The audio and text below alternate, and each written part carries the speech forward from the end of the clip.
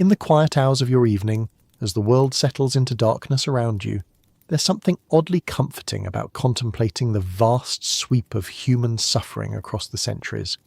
Tonight, we're going to take a long, slow journey through 1,000 years of humanity's most persistent companions, plague and famine. Let the day's worries fade away. Forget about time itself. There's nowhere you need to be. Nothing urgent demanding your attention. For the next 2 hours, we'll walk together through the chronicles of hunger and disease, through the records kept by monks in cold monasteries, through the accounts of physicians who watched entire cities empty, through the careful notes of administrators counting the dead. These stories have waited centuries to be told again. They can wait a little longer as we settle in. The Black Death of the 14th century killed perhaps 1/3 of Europe's population, but it was neither the first nor the last time that microscopic organisms and failed harvests would reshape the course of human civilization. Before antibiotics, before modern agriculture, before governments capable of coordinating relief efforts, people lived always in the shadow of these twin spectres. Each plague outbreak, each famine, each moment when the delicate balance of medieval life tipped toward catastrophe, reveals something about how our ancestors faced the unthinkable. Let's begin this unhurried exploration of survival, death, and the strange resilience of human societies. The year 541 marked the beginning of what scholars now call the Plague of Justinian, though the Byzantine emperor for whom it was named was merely one of its more famous victims. The disease had been travelling for years before it reached Constantinople, moving along the trade routes that connected the known world, carried in the holds of grain ships and in the packs of merchants who had no idea they were transporting death itself. In the Egyptian port city of Pelusium, the first cases appeared among the dock workers who unloaded ships arriving from India and Ethiopia. The symptoms began innocuously enough: a slight fever, perhaps some fatigue that could be attributed to the demanding physical labour of moving cargo under the Mediterranean sun. But within days, the lymph nodes in the neck, armpits and groin would begin to swell into painful egg-sized masses that physicians called buboes. The medieval mind, lacking any understanding of bacterial infection, struggled to comprehend what they were witnessing. Procopius, the Byzantine historian who documented the plague's arrival in Constantinople, wrote with the clinical detachment of someone trying to make sense of the impossible. He noted that the disease seemed to strike without regard for age, sex, or social condition. Emperors and beggars died with equal agony. The bubonic plague, caused by the bacterium Yersinia pestis, had found its perfect vector in the brown rats that infested every city, every ship, every granary in the Mediterranean world. The fleas that lived on these rats carried the bacteria in their digestive systems, and when they bit humans, which they did increasingly often as their preferred rodent host died off, they would regurgitate infected blood into the wound. But the people of the 6th century knew nothing of bacteria or vectors. They saw only that death was spreading through their communities like spilled wine soaking through cloth. In Constantinople, which had been the largest city in the world, with perhaps 500,000 inhabitants, the daily death toll began to climb into the hundreds, then thousands. The city's burial customs, designed for normal mortality rates, collapsed entirely within weeks. The elaborate funeral rites that had marked the passage from life to death for generations became impossible luxuries. Bodies were stacked in warehouses, loaded onto carts like grain sacks, dumped into mass graves that were dug with increasing desperation as the number of healthy gravediggers dwindled. Procopius recorded that Justinian himself contracted the disease, developing the characteristic buboes that marked almost certain death. For days, the fate of the entire Byzantine Empire hung on whether one man's immune system could fight off the bacterial invasion. Remarkably, the emperor recovered, but his survival was unusual enough to be considered miraculous by contemporary observers. The plague's effects extended far beyond the immediate mortality. Constantinople, which had been the beating heart of Mediterranean commerce, found its trade networks severed as ships sat empty in harbours and merchant caravans refused to approach infected cities. The elaborate bureaucracy that Justinian had built to govern his reconquered territories began to function sporadically as civil servants died or fled. In the countryside surrounding the capital, entire villages disappeared. Not metaphorically, not gradually through migration or economic decline, but literally, overnight emptying as the last living residents either died or abandoned their homes in terror. Archaeological evidence from this period shows settlements that were simply walked away from, with cooking pots still on cold hearths, tools left in the middle of half-finished tasks, doors left open to the weather. The economic implications were immediate and catastrophic. The sophisticated tax system that funded the Byzantine military required accurate census records and functioning local administration. With populations devastated and administrative structures collapsed, imperial revenues plummeted precisely when they were most needed to maintain order and provide relief. Agricultural production, which depended on intensive labour and careful timing, suffered massive disruptions. Fields went unplanted because there were no workers. Harvests rotted in the ground because there were no hands to gather them. Livestock wandered untended and either died or reverted to feral states. The plague moved along the established trade routes with the inexorable logic of commerce. Ships that had carried grain from Egypt to Constantinople now carried death in the opposite direction. Merchants who survived the disease in one city brought it to the next. The very networks that had made the Byzantine Empire prosperous became the means of its biological destruction. In Alexandria, the ancient centre of learning and commerce, the great library and its scholars found themselves helpless before the advancing disease. The accumulated wisdom of centuries of medical practice proved utterly inadequate. Physicians trained in the classical texts of Galen and Hippocrates could offer their patients nothing but palliative care and prayers. The plague reached Rome in 543, finding the ancient capital already weakened by decades of warfare between Byzantines and Ostrogoths. The city that had once boasted over 1 million inhabitants had already shrunk to perhaps 50,000, and the plague reduced that number even further. The Forum, where senators had once debated the fate of nations, became a place where the dead were burned in mass pyres that filled the air with smoke for months. Across the Mediterranean, similar scenes played out in every major city. Marseille, the ancient Greek colony of Massalia that had become the primary port connecting Gaul to the wider world, saw its population decimated. Ships entering the harbour found no dock workers to unload them, no merchants to purchase their cargo, no officials to collect customs duties. The plague did not limit itself to urban areas. In the rural regions of France, which had been gradually recovering from the disruptions of the late Roman period, entire districts returned to wilderness. Monasteries, which had preserved learning and maintained agricultural innovation throughout the dark years following Rome's collapse, lost most of their monks to disease. The monastery of Saint Denis, which would later become the burial place of French kings, recorded in its chronicles that of the 43 monks in residence when the plague arrived, only 7 survived to see the following spring. The monastery's extensive lands, which had been carefully cultivated for generations, reverted to forest as there was no one left to maintain them. In Ireland, which the Romans had never conquered, and which had developed its own unique Christian culture, the plague arrived via trading connections with Wales and Cornwall. The Irish annals record that the great monastery of Clonmacnoise, one of the premier centres of learning in Europe, lost its entire scriptorium, the monks who copied and preserved the manuscripts that maintained civilization's memory. The death of these scribes represented a catastrophe beyond the immediate human tragedy. For centuries, Irish monks had been the primary preservers and transmitters of classical literature. Their careful copies of Latin texts had saved works that were being lost elsewhere in Europe. The plague broke this chain of transmission, creating gaps in human knowledge that would never be fully recovered. But it was in the eastern Mediterranean, in the heartland of the Byzantine Empire, that the plague's long-term effects were most pronounced. The empire that Justinian had rebuilt through decades of warfare and careful administration found itself unable to defend its borders. The military units that had reconquered Italy and North Africa could no longer be maintained without the tax revenues that required living taxpayers. The Lombards, a Germanic people who had been waiting beyond the Byzantine frontier, recognised opportunity and catastrophe.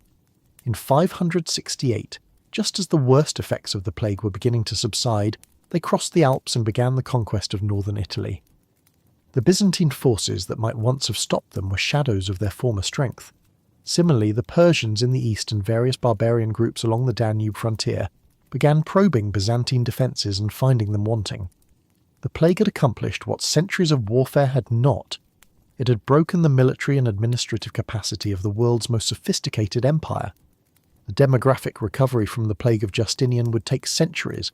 Population levels in many regions did not return to their pre-plague heights, until the High Middle Ages, some 600 years later. Entire languages disappeared as their speakers died without passing them on. Regional cultures that had developed over millennia vanished as completely as if they had never existed. Archaeological evidence reveals the scale of the disruption. Coin hoards buried during the plague years remained undisturbed for centuries, their owners having died before they could return to reclaim their wealth. Urban excavations show thick layers of ash and debris from buildings that were abandoned and gradually collapsed with no one left to maintain them. The plague fundamentally altered the trajectory of European development. The sophisticated urban culture that had characterized the early Byzantine Empire never fully recovered. Trade networks that had connected the Mediterranean to India and China remained disrupted for generations. The learning and administrative skills that had made possible the complex governance of the late Roman world were lost as their practitioners died. Yet human societies proved remarkably adaptable to catastrophe. In regions where centralized authority collapsed, local strongmen filled the vacuum. In areas where trade networks disappeared, communities developed greater self-sufficiency. Where sophisticated medicine failed, folk remedies and magical practices gained prominence. The Christian Church, which had been just one institution among many in the Roman world, found its relative position strengthened by the plague. When physicians and government officials proved helpless, priests and monks continued to provide what comfort they could to the dying. Monasteries, with their disciplined communities and relative isolation, often survived better than secular institutions. The plague years saw an increase in religious intensity throughout the Byzantine world. People who had lived through the horror of watching entire families die sought meaning in their survival. Pilgrimages to holy sites increased, as did donations to religious institutions. The theological explanation for the plague, that it represented divine punishment for humanity's sins, provided a framework for understanding the incomprehensible. But the plague of Justinian was not an isolated event. It was merely the opening movement in a symphony of disaster that would characterize the following millennium. As the initial outbreak subsided in the late 6th century, leaving behind a depopulated and weakened Mediterranean world, the conditions were already developing for the next catastrophe. The climate of the early 7th century began to shift toward cooler, wetter conditions that would persist for several centuries. This cooling period, which modern climatologists call the Late Antique Little Ice Age, brought with it changes in agricultural productivity that would have profound effects on human civilization. Crops that had thrived in the warmer conditions of the early Byzantine period began to fail with increasing frequency. In the British Isles, which had been experiencing a period of relative prosperity and population growth, the cooler climate began to affect grain harvests by the 640s. The Anglo-Saxon kingdoms, which had been establishing themselves across England following the withdrawal of Roman administration, found their agricultural surplus disappearing just as they were trying to consolidate political control over their territories. The island of Britain had never fully recovered from the disruptions of the 5th century, when Roman rule ended and various Germanic peoples began establishing settlements. The population remained well below its Roman-era peak, and most communities lived close to the edge of subsistence, even in good years. When climate change began to reduce crop yields, the margin for survival disappeared entirely. The Anglo-Saxon Chronicle, which recorded events from this period, noted the appearance of what it called hunger years beginning in the 600s. These were seasons when the harvest failed not just in one region, but across multiple kingdoms simultaneously. The Chronicle's entries from this period are laconic but revealing. In this year there was great mortality, or in this year many died of hunger. Ireland, which had avoided the worst effects of the plague of Justinian due to its relative isolation from Mediterranean trade routes, proved more vulnerable to the climate-driven famines of the late 7th century.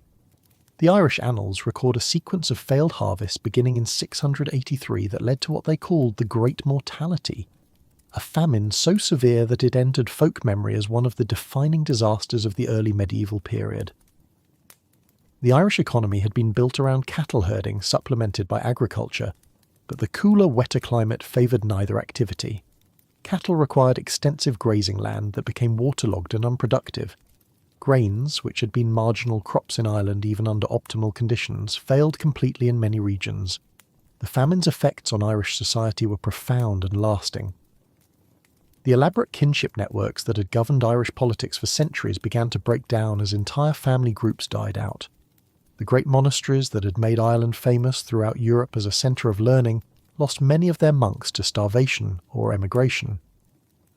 The Book of Kells, one of the most famous illuminated manuscripts of the medieval period, shows evidence of having been created during this time of hardship.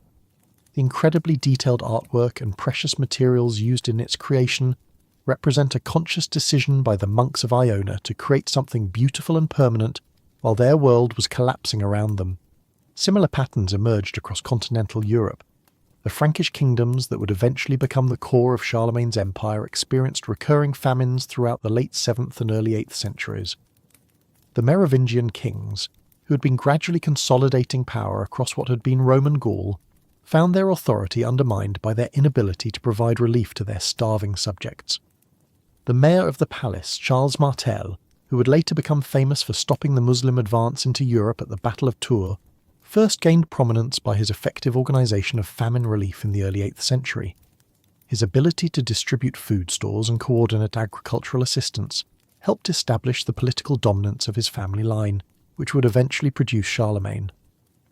But the climate-driven agricultural failures of this period were not limited to northern Europe.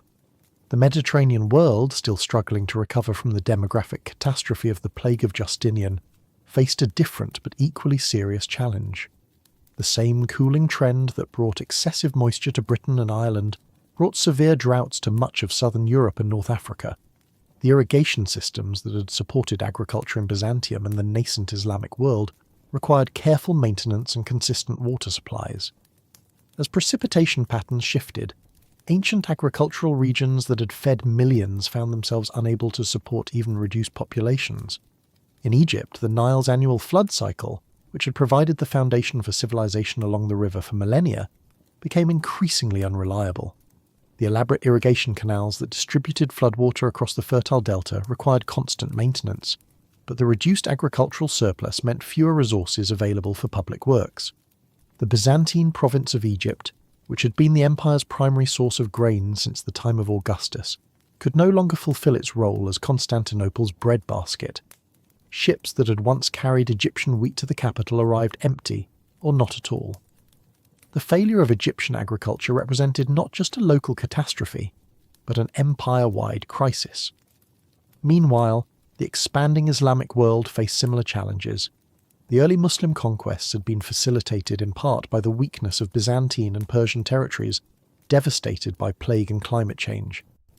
But as the Islamic Empire consolidated control over vast territories from Spain to Central Asia, it encountered the same agricultural limitations that were affecting its neighbours. The sophisticated irrigation systems of Mesopotamia, which had supported high population densities since ancient Sumerian times, began to fail in the late 7th century. The combination of reduced precipitation, political disruption from the Arab conquest, and the demographic effects of recurring plagues made it impossible to maintain the complex water management systems that agriculture in the region required. Archaeological evidence from this period shows widespread abandonment of agricultural settlements throughout the Middle East. Irrigation canals that had functioned for centuries were allowed to silt up. Urban centres that had depended on agricultural surplus found their populations declining rapidly. The effects of these agricultural failures extended far beyond immediate hunger. The complex trade networks that had connected Europe, Asia and Africa since Roman times began to break down as surplus production disappeared. Cities that had served as commercial hubs found themselves without goods to trade. Venice, which would later become one of the great commercial powers of the medieval world, was still a collection of fishing villages on muddy islands in the early 8th century. The city's rise to prominence would be built partly on its ability to maintain trading connections during the general commercial decline of this period. The disruption of trade networks had profound cultural implications. The exchange of ideas, technologies, and artistic styles that had characterized the ancient world slowed dramatically. Regions that had been part of broader cultural spheres became increasingly isolated and inward-looking. In Western Europe, this isolation contributed to what historians once called the Dark Ages, a period of reduced literacy, simplified technology, and localized political authority. While modern historians have moved away from such stark characterizations, recognizing the continuities and innovations of this period, it remains true that the 8th and 9th centuries saw a significant reduction in the complexity of European civilization. The Vikings, who began their expansion from Scandinavia in the late 8th century, were responding partly to these changing conditions. The cooler climate that had devastated agriculture in Britain and Ireland had different effects in Scandinavia, where the growing season had always been marginal. The Vikings' famous raids and migrations were partly driven by the need to find new sources of food and wealth. The Viking expansion, which would terrorise much of Europe for the next 3 centuries, was thus connected to the broader pattern of climate change and agricultural failure that characterised this period. Their longships, capable of navigating both rivers and open seas, gave them access to resources that were no longer available through traditional trade. The monastery of Lindisfarne, attacked by Vikings in 793, in what is often considered the beginning of the Viking Age, was not chosen randomly. It represented a concentration of wealth and food in a region where both had become scarce. The shock that this attack produced throughout Christian Europe reflected not just the sacrilege of attacking a holy site, but the recognition that nowhere was safe from the pressures created by resource scarcity. As the 9th century progressed, the pattern of recurring crisis became established as the normal condition of European life. Periods of relative stability and prosperity were brief interludes between disasters.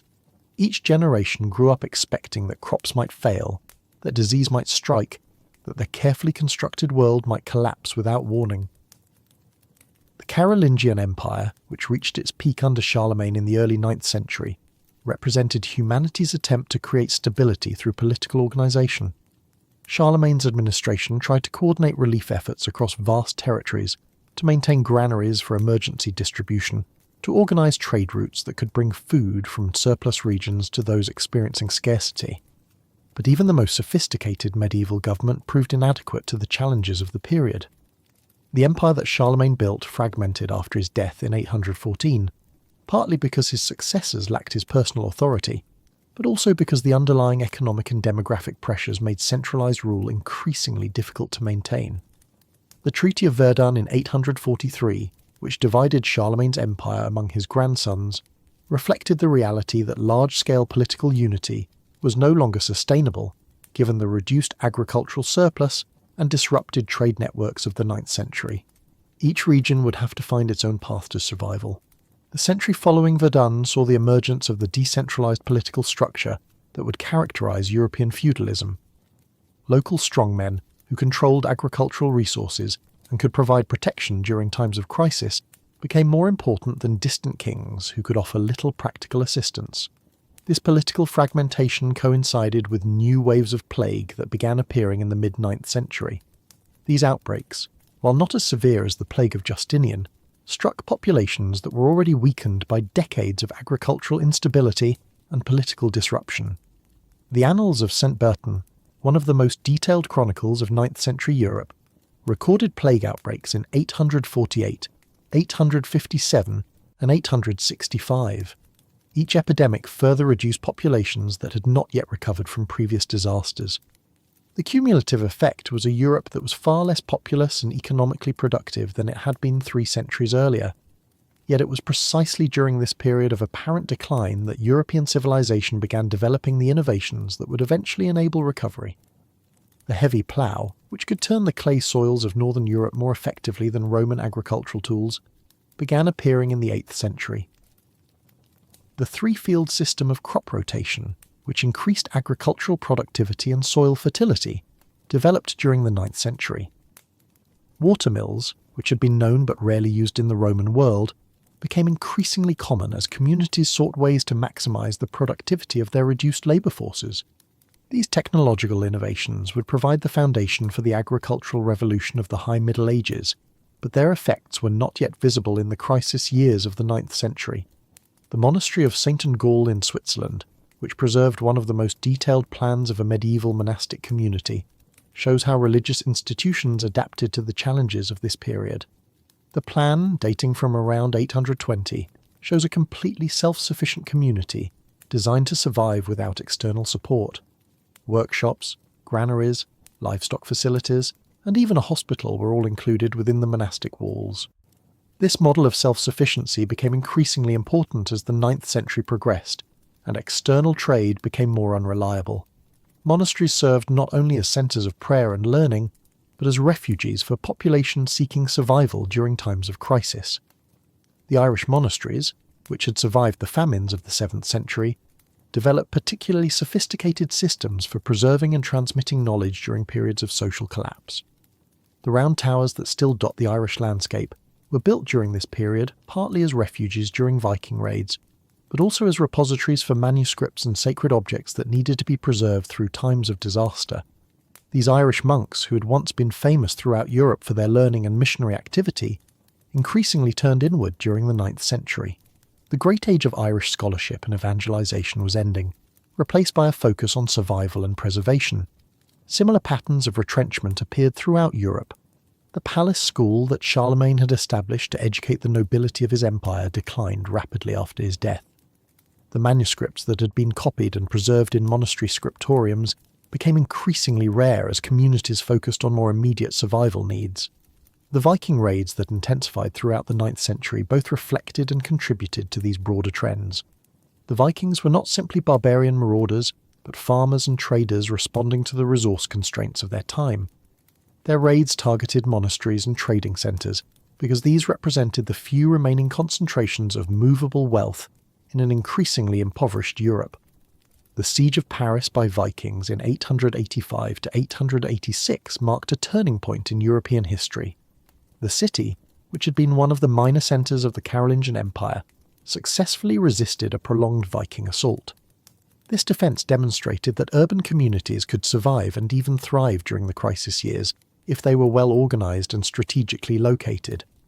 The Count of Paris who led the city's defence was Odo, who would later become king of the West Franks. His rise to power illustrated how the traditional Carolingian nobility was being replaced by local leaders who could provide effective protection and administration during times of crisis. As the 9th century drew to a close, Europe was a very different place than it had been at the time of Charlemagne's coronation in 800.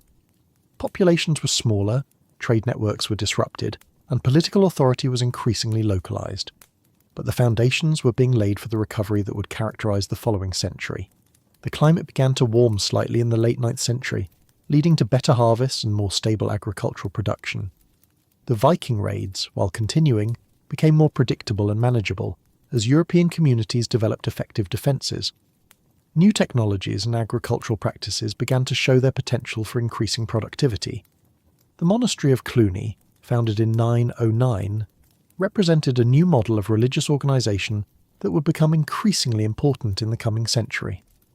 Rather than the isolated self-sufficiency that had characterised monasteries during the worst crisis years, Cluny created a network of affiliated houses that could support each other and coordinate their activities across wide geographical areas. This Cluniac network would become one of the most important institutions in the European recovery of the 10th and 11th centuries. By pooling resources and coordinating activities, the Cluniac monasteries could undertake projects that individual houses could never have managed. They cleared forests, drained swamps, and established new agricultural settlements throughout Europe. But even as conditions began to improve in some regions, new challenges were emerging elsewhere. The climate warming that benefited European agriculture had different effects in other parts of the world. The steppes of Central Asia, which had been relatively stable during the cooler periods of the 8th and 9th centuries, began experiencing the droughts and population pressures that would drive new waves of migration. The Magyar raids into Central Europe, which began in the late 9th century, represented one response to these changing conditions. Like the Vikings in the north, the Magyars were not simply destructive raiders, but a people seeking new lands and resources as their traditional territories became less hospitable. The Battle of Lechfeld in 955, where Otto I defeated the Magyars and ended their raids into Central Europe, marked another milestone in Europe's gradual stabilisation. The victory demonstrated that centralised political authority could be effective against external threats, encouraging the further consolidation of royal power.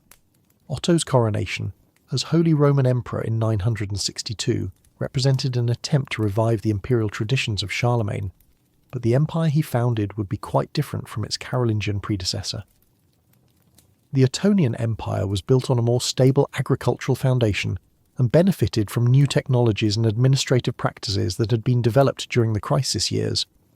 The Cathedral School of Chartres, which would become one of the great centres of learning in the High Middle Ages, was established during this period of recovery. The school's curriculum reflected the new confidence and intellectual ambition of 10th century Europe, moving beyond the basic preservation of a knowledge that had characterised the 9th century to engage in original scholarship and innovation. Yet even as Europe began its slow recovery from the disasters of the early medieval period, the conditions were already developing for new catastrophes that would strike in the following centuries. The population growth that marked the beginning of the High Middle Ages would eventually outstrip agricultural improvements, leading to the resource pressures that would contribute to the Great Famine of the 14th century. The warmer climate that had enabled European recovery also created favourable conditions for the breeding of rats and fleas that would carry the Black Death from Central Asia to Europe in the 14th century. The expanded trade networks that supported medieval prosperity would become the highways along which plague would travel. The Crusades, which began in the late 11th century and continued for several centuries, created new connections between Europe and the Middle East that would have unexpected consequences. Crusading armies carried European diseases to the Middle East and brought back new pathogens. The military campaigns themselves, with their massive movements of people and disruption of local economies, created conditions favourable to both plague and famine. The First Crusade, launched in 1096, coincided with a series of agricultural crises across Europe. The People's Crusade, which preceded the main military expedition, was partly motivated by the hope that migration to the Holy Land would provide relief from the food shortages that were affecting much of Western Europe. The chronicler Albert of Aischen recorded that many participants in the People's Crusade were motivated not by religious enthusiasm alone, but by the great famine that oppressed the common people. The expedition became a catastrophe as poorly organised groups of peasants and minor nobles found themselves stranded in hostile territory, without adequate supplies. The success of the later, more organised crusading expeditions created the Crusader states in the Middle East, which became important links in the trade networks connecting Europe with Asia. But these same networks would eventually carry the plague bacteria that would devastate Europe in the 14th century. The expansion of agricultural production during the High Middle Ages, which supported the population growth and urban development of this period, was achieved partly through the clearing of forests and the drainage of wetlands.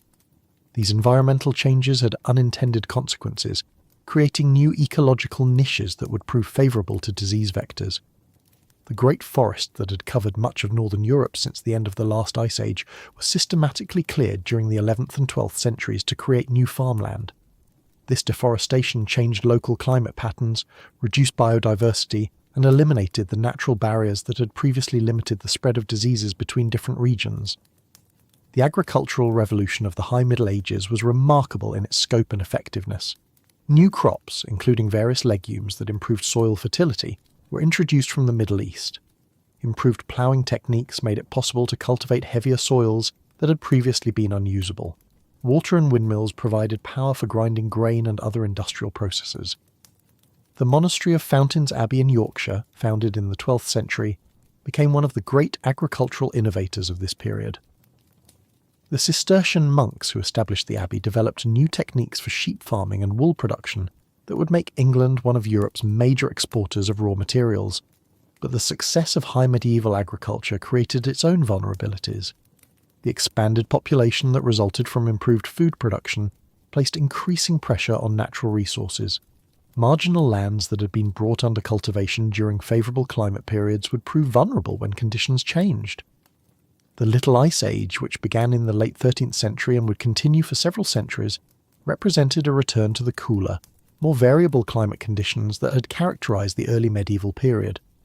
The agricultural techniques that had supported population growth during the medieval warm period proved inadequate when temperatures began to decline. The first signs of the coming crisis appeared in the late 13th century. The chronicler Matthew Paris recorded harvest failures in England in 1294 and 1295 that led to significant mortality among the rural population. Similar patterns appeared across Europe as the climate began its shift toward cooler conditions. The Great Famine of 1315 to 1322 was the first continent-wide crisis of the late medieval period. It began with excessive rainfall that prevented grain from ripening properly, and continued with a sequence of failed harvests that exhausted food reserves throughout northern Europe. The famine struck a population that had grown accustomed to relative abundance during the prosperous years of the High Middle Ages. Urban populations, in particular, had little experience with severe food shortages and proved vulnerable when agricultural surpluses disappeared. London, which had grown into one of Europe's largest cities during the 13th century, experienced severe mortality during the famine years. The city's population, estimated at perhaps 80,000 before the crisis, may have declined by as much as 20% as residents died of hunger or fled to the countryside in search of food. The social effects of the Great Famine were profound and lasting. The feudal relationships that had provided stability during the High Middle Ages came under severe strain as lords proved unable to protect their peasants from starvation. Popular uprisings occurred throughout Europe as communities sought scapegoats for their suffering. The Jews, who had served important economic functions during the prosperous years of the High Middle Ages, became particular targets of violence during the famine. Communities that had previously tolerated or even welcomed Jewish merchants and moneylenders turned against them when economic conditions deteriorated. The expulsion of Jews from England in 1290 had preceded the Great Famine by several decades, but similar expulsions occurred throughout Europe during and after the crisis years. France expelled its Jewish population in 1322, just as the famine was ending. These expulsions represented not just religious persecution, but economic scapegoating during times of crisis. The famine years also saw increased persecution of other marginal groups. Lepers, who had been objects of charity during prosperous times, were accused of poisoning wells and spreading disease. Women suspected of witchcraft faced increased persecution as communities sought explanations for their suffering. The agricultural crisis of the early 14th century was compounded by warfare that disrupted food production and distribution. The 100 Years' War between England and France, which began in 1337, created additional pressures on populations already weakened by recurring famines. The Battle of Crécy in 1346, one of the most famous engagements of the 100 Years' War, took place during another year of poor harvests. The English victory was achieved partly because French forces were weakened by malnutrition and disease that resulted from ongoing agricultural problems. Military campaigns themselves contributed to food shortages by disrupting agricultural production. Armies lived off the land, consuming or destroying crops that would have fed civilian populations. The chevauchée tactics employed by English forces in France were designed specifically to destroy agricultural resources and demoralize enemy populations. The siege warfare that characterized much of the 100 Years' War had particularly severe effects on urban populations. Cities under siege faced not only the immediate threat of military assault, but the longer-term danger of starvation, as food supplies were cut off. The Siege of Calais in 1346 to 1347 demonstrated the terrible effectiveness of starvation as a weapon of war. The city held out for nearly a year before surrendering, by which time its population had been reduced to desperate extremes.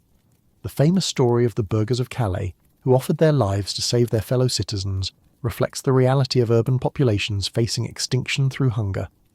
But even the military catastrophes of the 100 Years' War were overshadowed by the biological disaster that began spreading across Europe in 1347.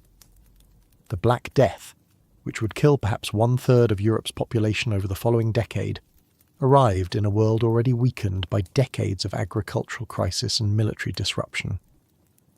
The plague reached Europe through the established trade networks that connected the Mediterranean to Central Asia. Genoese trading ships returning from ports on the Black Sea brought infected rats and their fleas to Sicily and southern Italy in late 1347. The disease spread with terrifying speed along trade routes and pilgrimage paths.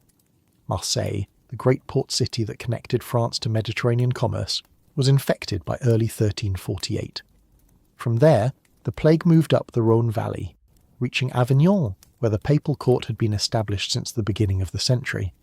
The papal court at Avignon became a focus of infection as pilgrims, diplomats and church officials gathered from across Europe, only to carry the disease back to their home regions.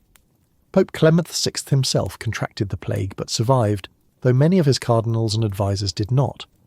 The plague's arrival in Paris in the summer of 1348 marked a turning point in European history. The city, which had been one of the largest and most prosperous in Europe, lost perhaps half its population within 2 years. The University of Paris, which had been the premier centre of learning in medieval Europe, suspended operations as students and masters died or fled. The social order that had characterised high medieval Europe collapsed in the face of the plague's devastation. The elaborate hierarchies of feudalism proved meaningless when death struck without regard for social rank. Kings died alongside peasants, bishops alongside beggars. The economic effects were immediate and catastrophic. Agricultural production, which had already been disrupted by the famines of the early 14th century, faced new crises as rural populations were decimated. Fields went unplanted, harvests rotted in place, and livestock wandered untended. Urban crafts and commerce, which had flourished during the High Middle Ages, experienced severe disruption as guild members died and trade networks collapsed. The cloth industry of Flanders, which had been one of the most sophisticated manufacturing centres in Europe, virtually disappeared as weavers and merchants succumbed to the plague. The immediate response to the Black Death varied widely across Europe, but common patterns emerged from the shared experience of catastrophic mortality. In Florence, where the plague arrived in 1348, the city's sophisticated commercial and banking networks proved useless against biological disaster. The Medici Bank, which would later finance the Renaissance, was nearly destroyed as clerks and managers died faster than they could be replaced. Giovanni Boccaccio, writing in the aftermath of the plague's first assault on Florence, recorded scenes that seemed to belong more to the apocalypse than to the civilized world of the 14th century. Bodies lay unburied in the streets for days because there were insufficient survivors to perform funeral rites. Churches overflowed with corpses that were blessed in groups rather than individually, as the elaborate funeral customs of medieval Christianity proved impossible to maintain. The plague's psychological effects were as devastating as its physical impact. Communities that had lived for generations according to established social norms found themselves in situations where normal rules no longer applied. Parents abandoned children, spouses fled from each other, and priests refused to administer last rites to the dying for fear of contracting the disease themselves. In England, the plague arrived in the port of Melcombe Regis in Dorset during the summer of 1348. The island kingdom's relative isolation, which had protected it from many continental conflicts, proved no barrier to a disease carried by rats aboard trading ships. By autumn, the plague had reached London, where it would rage for the better part of 2 years. The English government, which had been one of the most administratively sophisticated in Europe, found itself virtually paralysed. The Chancery rolls, which normally recorded hundreds of royal documents each month, showed dramatic declines in activity as clerks died, and normal governmental functions became impossible to maintain. Agricultural England, which had been recovering slowly from the Great Famine of the early century, faced complete disruption. The plague struck during harvest season, leaving crops to rot in the fields as entire villages died or fled. The sophisticated manorial system that had governed rural life for centuries collapsed as both lords and peasants succumbed to the disease. The monastery of Westminster Abbey, which had been one of the wealthiest religious houses in England, lost 27 of its 43 monks to the plague. The abbey's extensive landholdings, which had supported not only the monastic community, but also numerous lay servants and tenants, suddenly lacked anyone capable of managing them. Similar scenes played out across England's countryside. The village of Tusmore in Oxfordshire, which had supported about 60 families before the plague, was completely abandoned by 1350.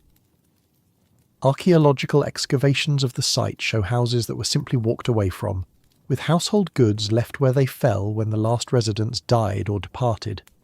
The demographic catastrophe was so severe that England's population would not return to pre-plague levels for nearly 3 centuries. The carefully maintained agricultural systems that had supported population growth during the High Middle Ages required labour-intensive cultivation that became impossible as workers died or fled. Scotland, which had been engaged in intermittent warfare with England for several decades, initially saw the plague as divine judgment on their southern neighbours. The Scots called the disease the foul death of the English, and planned military campaigns to take advantage of England's weakness. But the plague crossed the border in 1349, devastating Scottish populations that had no more resistance to the disease than their English enemies. Ireland, which had maintained closer cultural and economic ties to England since the Anglo-Norman invasion of the 12th century, experienced the plague's arrival in 1348 through the port cities of Dublin and Cork. The island's rural populations, which had been gradually adopting English agricultural and social practices, proved as vulnerable as their continental counterparts. The Annals of Connaught recorded that the plague killed many thousands in Dublin and that scarcely 1 in 20 of the English survived in some regions. The distinction between English and Irish populations in the annals reflects not ethnic immunity, but the fact that English settlers were more concentrated in urban areas where the plague spread most rapidly. In continental Europe, the plague's progression followed the major trade routes with mathematical precision. Venice, the great commercial republic that connected Europe to the eastern Mediterranean, experienced its first cases in 1348. The city's merchants, who had grown wealthy by carrying goods between distant markets, found themselves carrying death along the same routes. The Venetian government, renowned for its practical efficiency, attempted to implement quarantine measures that were among the first systematic public health responses to epidemic disease. Ships arriving in Venice were required to wait 40 days before unloading cargo or passengers, the origin of the word quarantine from the Italian 40 giorni. But these early attempts at disease control proved inadequate against a pathogen that travelled in ways medieval people could not understand. The rats and fleas that actually carried the plague moved through cities regardless of human quarantine measures, turning every granary, warehouse, and dwelling into a potential source of infection. The Republic of Florence, which had been one of the most prosperous city-states in Europe, lost an estimated 60% of its population to the plague. The city's famous banking houses, which had financed trade and warfare across Europe, found themselves without the personnel needed to maintain their far-flung operations. The Bardi and Peruzzi banks, which had been among the largest financial institutions in Europe, collapsed during the plague years, not because of loan defaults or market fluctuations, but simply because their staff died faster than they could be replaced. The sophisticated credit networks that had enabled long-distance commerce throughout the High Middle Ages were severed by biological catastrophe. France, which had already been weakened by the early phases of the 100 Years' War, experienced the plague as a final catastrophic blow to royal authority. The kingdom that had been Europe's most populous and powerful faced the complete breakdown of governmental functions as administrators died and communication networks collapsed. The University of Paris, which had been the intellectual centre of medieval Europe, suspended operations in 1348 as masters and students succumbed to the plague. The great theological debates that had characterised scholastic philosophy came to an abrupt halt as the scholars who might have participated in them were either dead or fleeing to the countryside. The plague's impact on intellectual life was particularly severe because universities and monasteries, with their concentrated populations and frequent contact with travellers, proved especially vulnerable to epidemic disease. The careful preservation and transmission of knowledge that had characterised medieval intellectual life was disrupted just as severely as agricultural production or commercial activity. In Germany, the plague's arrival coincided with a period of political fragmentation that made coordinated response impossible. The Holy Roman Empire, which existed more as a collection of semi-independent territories than as a unified state, lacked the administrative capacity to organise relief efforts or implement public health measures. The German cities, which had grown prosperous as centres of craft production and regional trade, experienced catastrophic mortality that disrupted the guild system that had governed urban economic life. The careful regulation of production and trade that had characterised medieval urban economy proved impossible to maintain when guildmasters and journeymen died in massive numbers. Cologne, which had been one of the largest cities in the Holy Roman Empire, may have lost half its population to the plague. The city's famous cathedral, which had been under construction for decades, was abandoned as the craftsmen and labourers needed for its completion died or fled. The plague's arrival in German territories also coincided with increased persecution of Jewish communities, which were blamed for the disaster through accusations of well poisoning and other supposed acts of sabotage. The massacres of Jewish populations that occurred throughout Germany during 1348 and 1349 represented one of the most severe episodes of religious persecution in medieval European history. These pogroms were not simply expressions of religious hatred, but reflected the desperate need of Christian communities to find human agents responsible for a catastrophe that seemed to exceed natural explanation. The Jews, who had served important economic functions in medieval society as moneylenders and merchants, became scapegoats for the broader collapse of social and economic order. In Strasbourg, the Jewish community of nearly 2,000 people was accused of poisoning wells and spreading plague. Despite the lack of evidence for these charges, and despite the fact that Jews were dying of plague at the same rates as Christians, the entire community was massacred in February 1349. Similar attacks occurred throughout the Rhineland and in other German territories. The destruction of Jewish communities had lasting economic and cultural consequences that extended far beyond the immediate violence. Jewish scholars had played important roles in preserving and transmitting classical and Arabic learning to Christian Europe. Jewish merchants had maintained commercial networks that connected European markets to broader Mediterranean and Asian trade. The elimination of these communities during the plague years represented not just a humanitarian catastrophe, but a significant loss of human capital that would affect European development for centuries. The commercial and intellectual contributions that Jewish communities had made to medieval civilization were not easily replaced. In Eastern Europe, where plague arrived somewhat later, and political structures were less developed than in the West, the disease encountered populations that were in some ways better prepared for catastrophic disruption. The agricultural systems of Poland and Hungary had been developed more recently and were less dependent on intensive labour than those of Western Europe. The Kingdom of Poland, under Casimir III, managed to maintain more effective governmental functions during the plague years than most Western European kingdoms. The Polish administrative system, which had been reformed earlier in the 14th century, proved more resilient to demographic catastrophe than the older feudal structures of France and England. But even Poland could not escape the plague's demographic impact entirely. The disease reached Krakow in 1349 and spread throughout the kingdom over the following 2 years.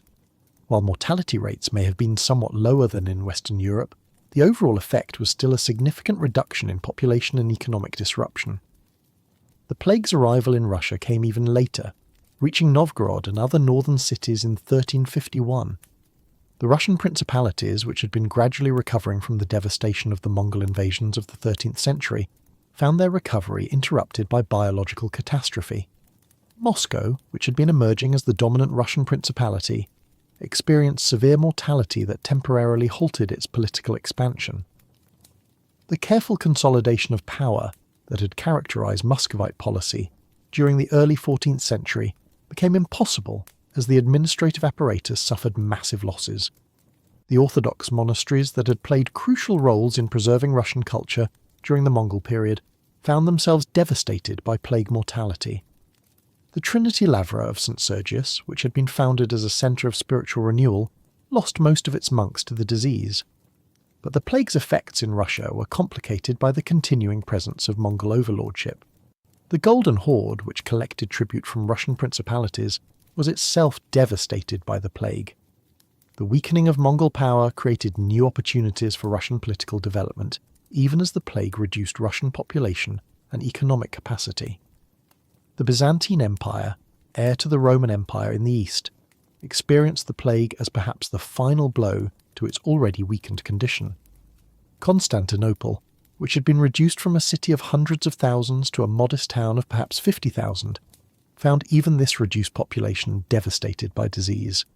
The Emperor John VI Cantacuzene, writing about the plague's impact on his empire, noted that entire districts were depopulated and the agricultural land reverted to wilderness. The sophisticated administrative system that had governed the Byzantine Empire for centuries had already been reduced to a shadow of its former self, and the plague eliminated much of what remained. The Ottoman Empire, which had been gradually expanding into Byzantine territory throughout the 14th century, was also affected by the plague but proved more resilient than its Christian neighbour. The Ottoman administrative system, which had been developed more recently, was perhaps better adapted to conditions of demographic fluidity and territorial expansion. The plague's impact on the Islamic world was severe, but varied significantly across different regions. The disease had originated in Central Asia and had been travelling along trade routes connecting Asia to Europe for several years before reaching the Mediterranean. Some Islamic territories had already experienced plague outbreaks before the disease reached European populations. Cairo, which had been one of the largest cities in the world and the centre of Mamluk power, experienced devastating mortality during 1348 and 1349. The city's population, estimated at perhaps 400,000 before the plague, may have been reduced by more than half. The sophisticated administrative and commercial systems that had made Cairo wealthy were severely disrupted. The Mamluk military system, which depended on the regular importations and training of slave soldiers from Central Asia, found itself interrupted by the plague's disruption of trade routes. The cavalry forces that had made the Mamluks the most formidable military power in the Middle East could not be maintained without regular recruitment from regions that were themselves affected by demographic catastrophe. In Al-Andalus, the Islamic territories of the Iberian Peninsula, the plague arrived in 1348 and spread rapidly through the major cities. Granada, the capital of the last Muslim kingdom in Iberia, experienced severe mortality that weakened its ability to resist the expanding Christian kingdoms of Castile and Aragon. The Nasrid dynasty, which had ruled Granada since the 13th century, found its military and administrative capacity severely reduced by plague mortality. The kingdom's sophisticated irrigation systems, which had supported intensive agriculture in southern Iberia for centuries, required constant maintenance that became difficult to provide as rural populations declined. The Christian kingdoms of the Iberian Peninsula were equally affected by the plague, but their larger territorial bases and more diverse economies provided some advantages in recovery. Castile and Aragon, which had been engaged in territorial expansion at Muslim expense throughout the 13th and early 14th centuries, found their military campaigns interrupted, but not permanently halted by plague mortality. The Reconquista, the centuries-long Christian conquest of Iberia, would eventually resume after the plague years, but the demographic changes caused by the disease would fundamentally alter the character of Iberian society. The elaborate cultural synthesis that had characterized medieval Iberian civilization, with its interactions between Christian, Islamic and Jewish populations, was permanently disrupted. The plague years saw increased persecution of Muslim and Jewish populations in Christian territories, as communities sought scapegoats for their suffering. The sophisticated intellectual culture that had characterized places like Toledo, where scholars from different religious traditions had collaborated in translating classical and Arabic texts, was severely damaged. In North Africa, the plague followed the established trade routes that connected the region to both Europe and sub-Saharan Africa. The great cities of Fez, Tunis and Tlemcen, which had served as centres of Islamic learning and commerce, experienced severe mortality that disrupted their traditional functions. The University of Al-Qarawiyyin in Fez, which had been one of the premier centres of Islamic education, found its operations severely disrupted as scholars and students died or fled. The careful preservation and transmission of Islamic legal and theological learning that had characterized North African intellectual life was interrupted just as severely as Christian scholarship in Europe. The trans-Saharan trade routes that had connected North Africa to the wealthy kingdoms of the Western Sudan were disrupted by plague mortality in the northern terminals. The gold and salt trade that had supported the prosperity of cities like Timbuktu and Gao was reduced as demand from North African markets declined. The plague's demographic impact created labour shortages that fundamentally altered economic and social relationships throughout the Islamic world. Agricultural systems that had depended on intensive cultivation were abandoned or simplified. Urban crafts and commerce experienced disruption similar to that in European cities. But Islamic society also demonstrated remarkable resilience and adaptability in the face of catastrophic mortality. The religion's emphasis on community solidarity and mutual support provided frameworks for organising relief efforts and maintaining social cohesion during times of crisis. The institution of waqf, religious endowments that supported various charitable and educational functions, proved particularly important during the plague years. These endowments continued to provide food, medical care, and other essential services even when governmental structures collapsed or became ineffective. Islamic medicine, which had preserved and developed the classical medical traditions of ancient Greece and Rome, provided some of the most sophisticated responses to plague available in the 14th century. Physicians like Ibn al-Khatib in Granada wrote detailed observations of the plague's symptoms and patterns of transmission that were more accurate than most European medical texts. However, Islamic medicine proved no more effective than Christian medicine in actually treating or preventing plague. The bacterial nature of the disease and its transmission through fleas remained unknown to medieval physicians regardless of their religious or cultural background. All medical traditions of the period were equally helpless before this microscopic enemy. The plague's long-term effects on Islamic civilization were complex and varied by region. In some areas, the demographic catastrophe accelerated existing processes of political fragmentation and economic decline. In others, the survival of core institutions and cultural practices provided foundations for eventual recovery. The Mongol Empire, which had connected much of Asia and facilitated the trade routes along which plague spread, was itself devastated by the disease. The Yuan dynasty in China, the Ilkhanate in Persia, and the Golden Horde in Russia all experienced severe disruption as plague mortality affected both settled populations and nomadic groups. In China, where the plague had originated, the demographic catastrophe contributed to the weakening of Mongol rule and the eventual rise of the Ming dynasty. The sophisticated administrative systems that the Mongols had adapted from Chinese tradition proved unable to cope with the scale of mortality and social disruption caused by the disease. The Mongol postal system, which had enabled rapid communication across their vast territories, collapsed as way stations were abandoned and personnel died. The military forces that had maintained Mongol dominance found themselves unable to recruit and maintain adequate numbers as population declined throughout their territories. The breakup of the Mongol Empire, which had been the largest contiguous land empire in human history, was accelerated by the demographic and economic effects of the plague. The political fragmentation that followed would have lasting effects on the development of Asian and European civilizations. By 1353, the initial wave of the Black Death had run its course across most of Europe, leaving behind a continent transformed by catastrophic mortality. Population levels had declined by perhaps 1/3 overall, with some regions experiencing even more severe losses. The economic and social systems that had characterized high medieval Europe lay in ruins. But the plague was not a single event that struck once and disappeared. It had become endemic to European populations, returning in recurring waves that would continue to affect demographic and economic development for centuries. The second major outbreak, which struck in the 1360s, found populations that had not yet recovered from the initial catastrophe. These recurring plague outbreaks prevented the rapid demographic recovery that might otherwise have followed the initial mortality. Each new wave of disease struck populations that were still rebuilding from previous catastrophes, creating a pattern of interrupted recovery that would characterize European demography for the rest of the medieval period. The social and economic changes caused by plague mortality were profound and lasting. The labour shortages that resulted from demographic catastrophe led to increased wages for surviving workers and the breakdown of traditional feudal relationships.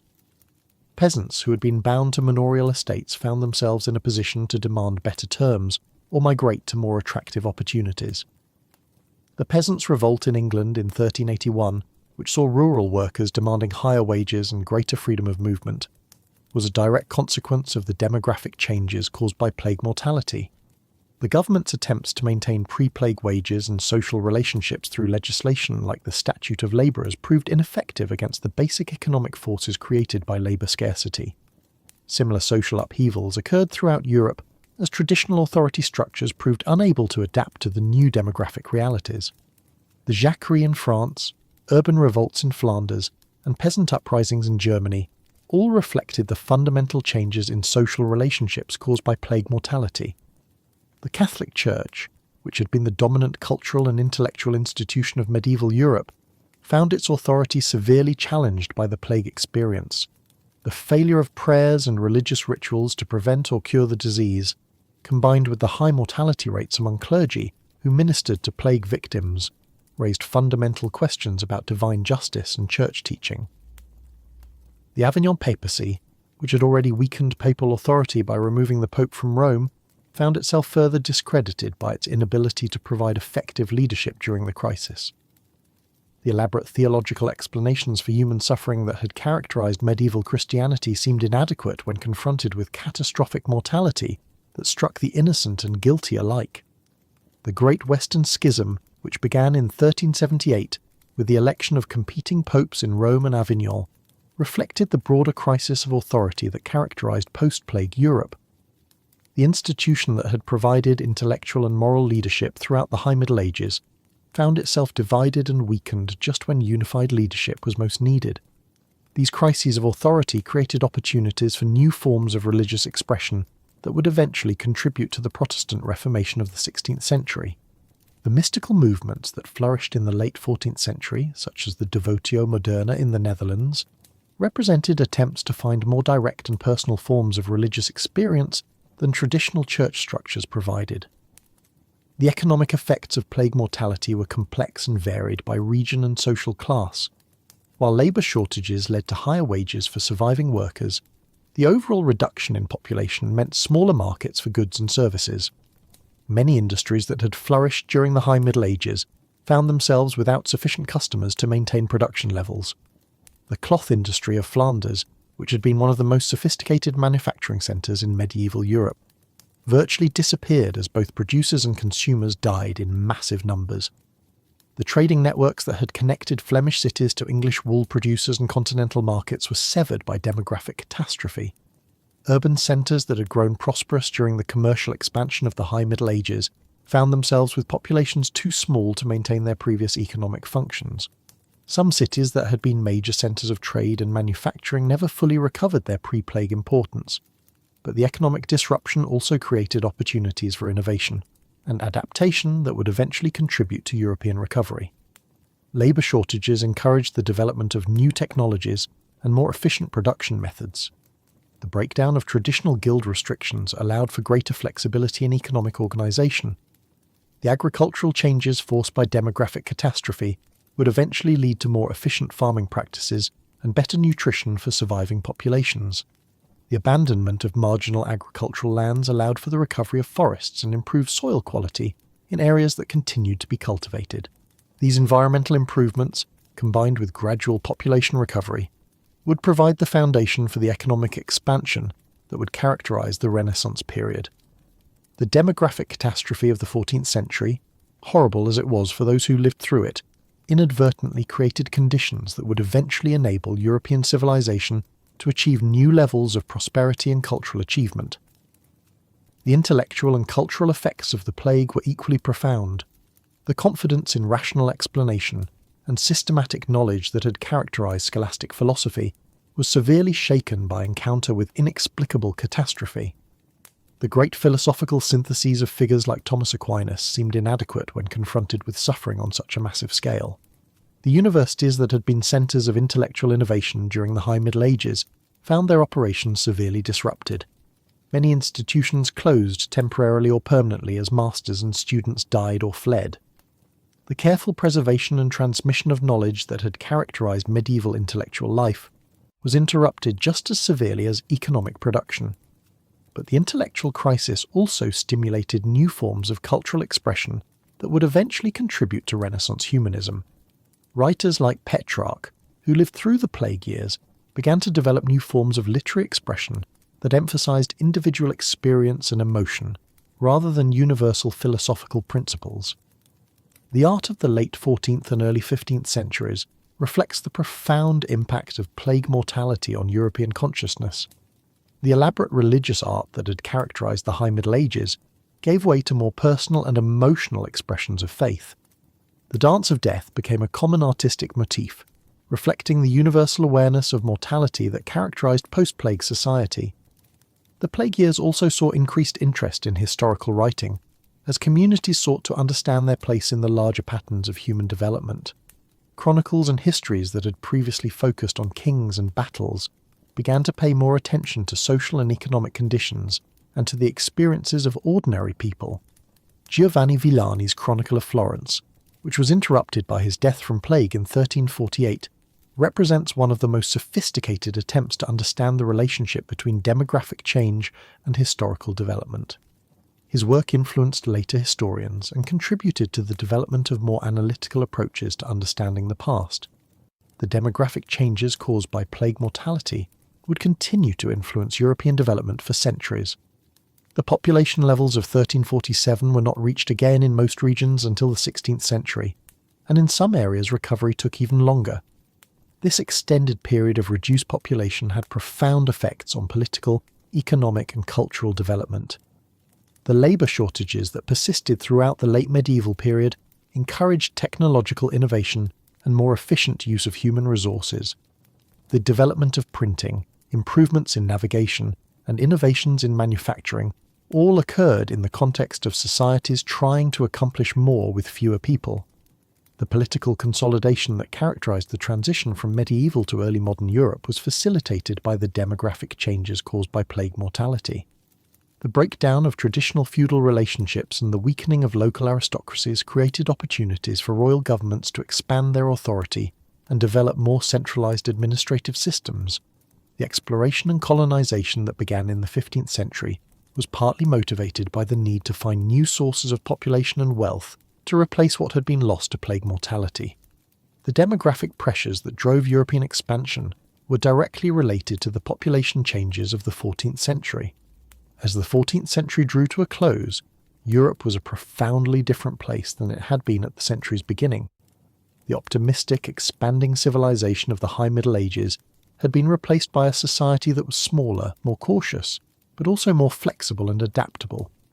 The survivors of the plague years had learned harsh lessons about the fragility of human institutions and the unpredictability of natural forces, but they had also demonstrated remarkable resilience in the face of catastrophic disruption.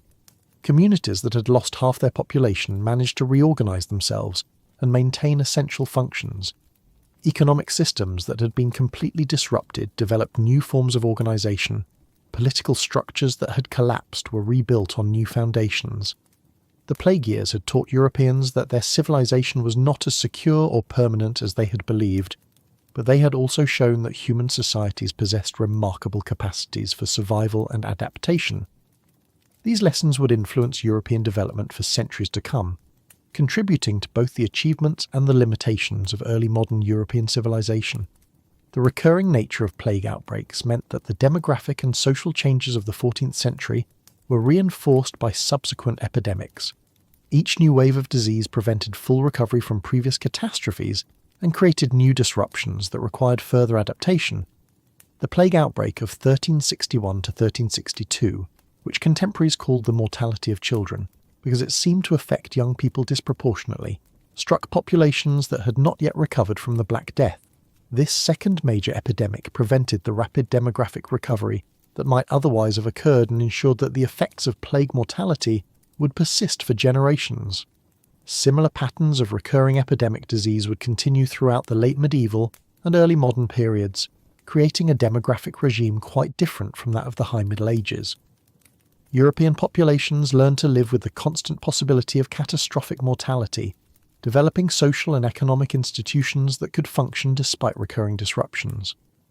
The famines that had preceded the Black Death and the plagues that followed created a millennium-long pattern of recurring crisis that shaped every aspect of European civilization. From the plague of Justinian in the 6th century to the last major plague outbreak in the 18th century, European societies lived under the constant shadow of demographic catastrophe. Understanding this long history of crisis and recovery helps explain many features of European development that might otherwise seem puzzling. The emphasis on individual achievement that characterized Renaissance humanism, the religious intensity that fueled the Reformation, the political centralization that created early modern states, and the technological innovation that enabled global expansion all occurred in the context of societies that had learned to expect and adapt to catastrophic disruption.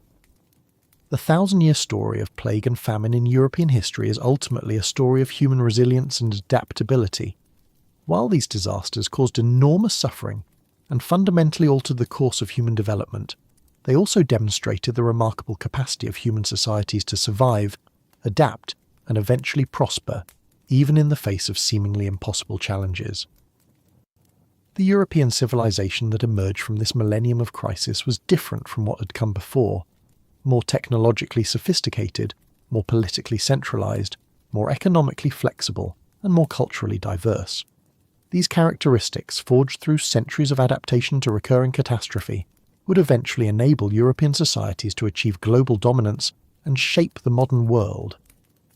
But the costs of this development were enormous, paid in the suffering of countless individuals and communities who faced starvation, disease, and death throughout the long centuries of crisis.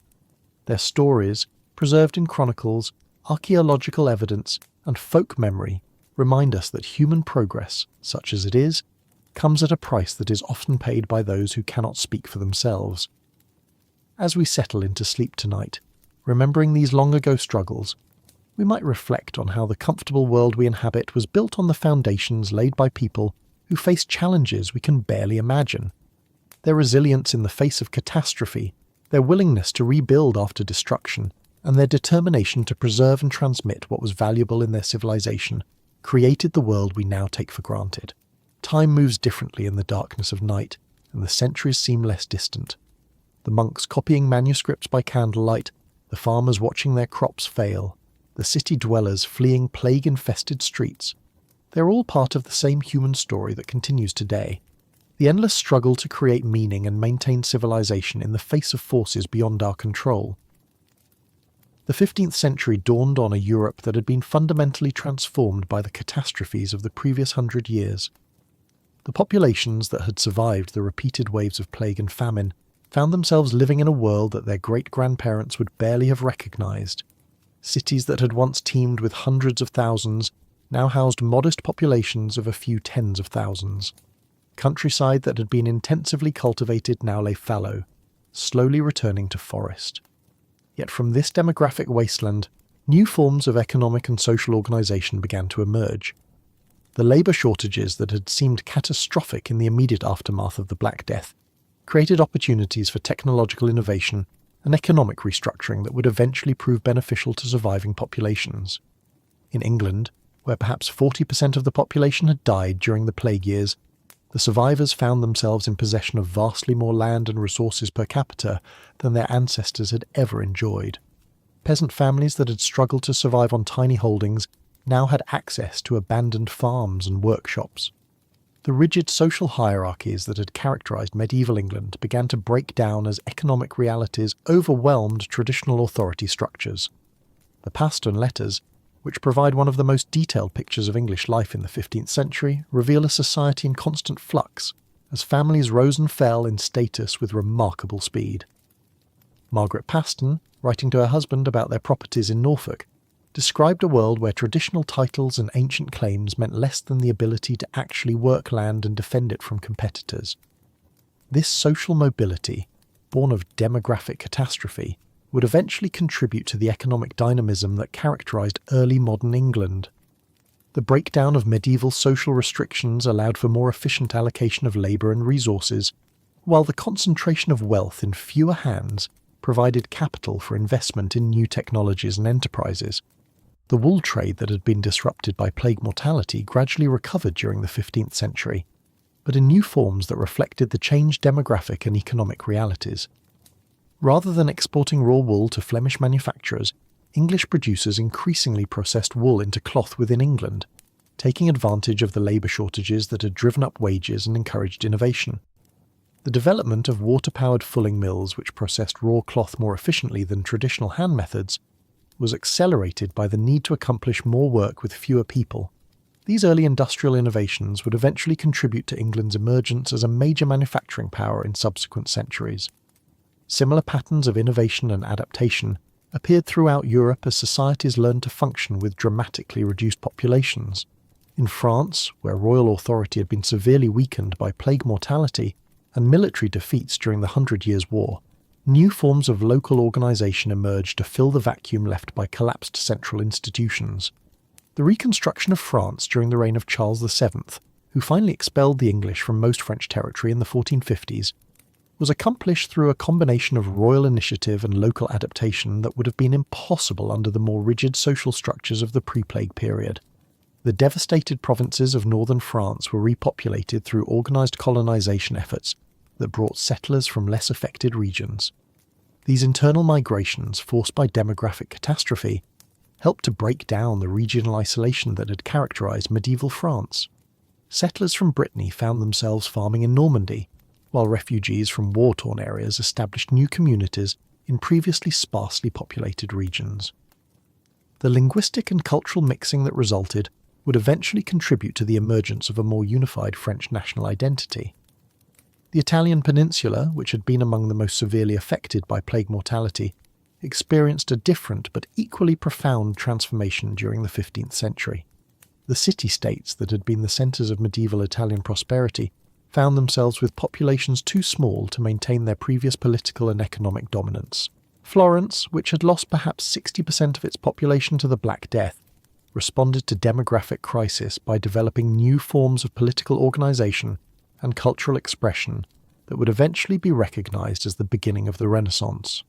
The reduced population meant that power was concentrated in fewer hands, allowing for more decisive leadership and more ambitious projects than had been possible when resources were spread among larger populations. The Medici family, whose banking empire had nearly collapsed during the plague years, rebuilt their wealth and influence by adapting to the new economic realities of post-plague Europe. Rather than simply lending money to merchants and princes, they became patrons of artists and intellectuals whose work would help define Renaissance culture. The artistic innovations that characterized early Renaissance Florence were partly responses to the cultural trauma of plague mortality. Artists like Donatello and Brunelleschi developed new techniques for representing human emotion and experience that reflected the heightened awareness of mortality and the fragility of human existence that characterized post-plague society. The Renaissance emphasis on individual achievement and secular learning, which represented such a dramatic departure from medieval cultural norms, was deeply influenced by the breakdown of traditional authority structures that had occurred during the plague years. When established institutions proved unable to provide protection or explanation during times of crisis, individuals were forced to rely on their own resources and judgment. Humanism, the intellectual movement that sought to recover and adapt classical learning for contemporary use, emerged partly from the need to rebuild educational and cultural institutions that had been disrupted by demographic catastrophe. The humanist schools that were established in Italian cities during the 15th century were conscious attempts to create new forms of learning that would be more relevant to post-plague society than traditional medieval education. The printing revolution that began with Gutenberg's innovations in the 1450s was both a response to and a cause of the cultural changes that characterized the 15th century. The reduced number of scribes available to copy manuscripts by hand made mechanical reproduction of texts economically attractive, while the increased literacy rates among survivors of plague mortality created new markets for printed materials. But the demographic recovery that enabled these cultural innovations was slow and uneven. Most regions of Europe did not regain their pre-plague population levels until well into the 16th century, and some areas remained sparsely populated for much longer. The long period of reduced population had profound effects on European development that extended far beyond immediate economic and social disruptions. The exploration and colonization that characterized the Age of Discovery was partly motivated by the demographic pressures created by plague mortality. European societies that had lost significant portions of their populations were eager to find new territories that could be settled and exploited to replace what had been lost to disease and famine. Columbus's voyage in 1492, which opened the Americas to European colonization, occurred at a time when European populations were beginning to recover from the demographic catastrophes of the previous centuries, but had not yet regained their previous levels of prosperity and security. The promise of new lands and new resources was particularly attractive to societies that were still rebuilding from catastrophic population losses. The conquistadors who followed Columbus to the Americas carried with them not only weapons and ambitions, but also the diseases that had devastated European populations during the previous centuries. The demographic catastrophe that befell Native American populations after European contact was in many ways a repetition of the plague mortality that had transformed European society during the 14th century. The smallpox, measles, and typhus that European explorers brought to the Americas killed an estimated 90% of Native American populations within a century of first contact. This demographic catastrophe was even more severe than what Europe had experienced during the Black Death, and its effects on indigenous American civilizations were correspondingly more devastating. The great cities of the Aztec and Inca empires, which had supported populations in the hundreds of thousands, were reduced to ruins as their inhabitants died of diseases to which they had no resistance. The sophisticated agricultural systems that had supported high population densities in Mesoamerica and the Andes were abandoned, as there were no longer enough people to maintain them. The Spanish colonists who established settlements in the depopulated Americas faced challenges similar to those that had confronted Europeans during the post-plague period. They had to develop new forms of economic and social organization, adapted to conditions of extreme labor scarcity and demographic instability. The encomienda system that was established in Spanish America, which granted colonists control over indigenous labor and tribute, was partly an adaptation to the demographic realities created by epidemic disease. With Native American populations declining rapidly, Spanish colonists had to develop coercive institutions to extract labor and resources from the survivors. The importation of African slaves to work in American plantations and mines was another response to the demographic catastrophe that had befallen indigenous populations.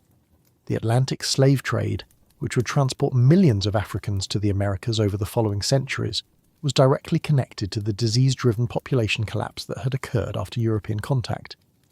But the demographic catastrophes of the Americas were not simply repetitions of European plague mortality. They occurred in the context of conquest and colonization that made recovery far more difficult than it had been in Europe. While European societies had been able to reorganize themselves and eventually recover from plague mortality, Native American populations faced not only disease but also political subjugation and cultural destruction that prevented similar adaptation. The long-term effects of these demographic catastrophes on global development were profound and lasting. The depopulation of the Americas created opportunities for European expansion and settlement that would not otherwise have existed. The resources extracted from American colonies, including not only gold and silver, but also agricultural products grown on lands cleared by demographic catastrophe, would finance European development for centuries. The sugar plantations of the Caribbean and Brazil, worked by African slaves, were established on lands that had previously supported dense indigenous populations. The tobacco plantations of Virginia and the Carolinas were carved from territories that had been home to sophisticated Native American agricultural societies. The cattle ranches of Argentina and the wheat fields of the North American Great Plains were developed on grasslands that had been managed by indigenous peoples for thousands of years. European economic and population recovery during the 16th century was thus intimately connected to the demographic catastrophes that had befallen other populations around the world. The prosperity that characterized the European Renaissance in the early modern period was built partly on the foundation of depopulated lands and enslaved labour that the age of exploration had made available. Meanwhile, within Europe itself, the long-term effects of medieval demographic catastrophes continued to influence development throughout the early modern period. The technological innovations that had been developed in response to labour shortages continued to evolve and spread, contributing to the agricultural and industrial improvements that would eventually enable sustained population growth.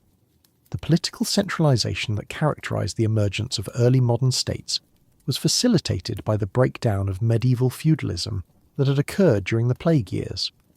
The weakening of local aristocracies and traditional authority structures created opportunities for royal governments to expand their power and develop more efficient administrative systems.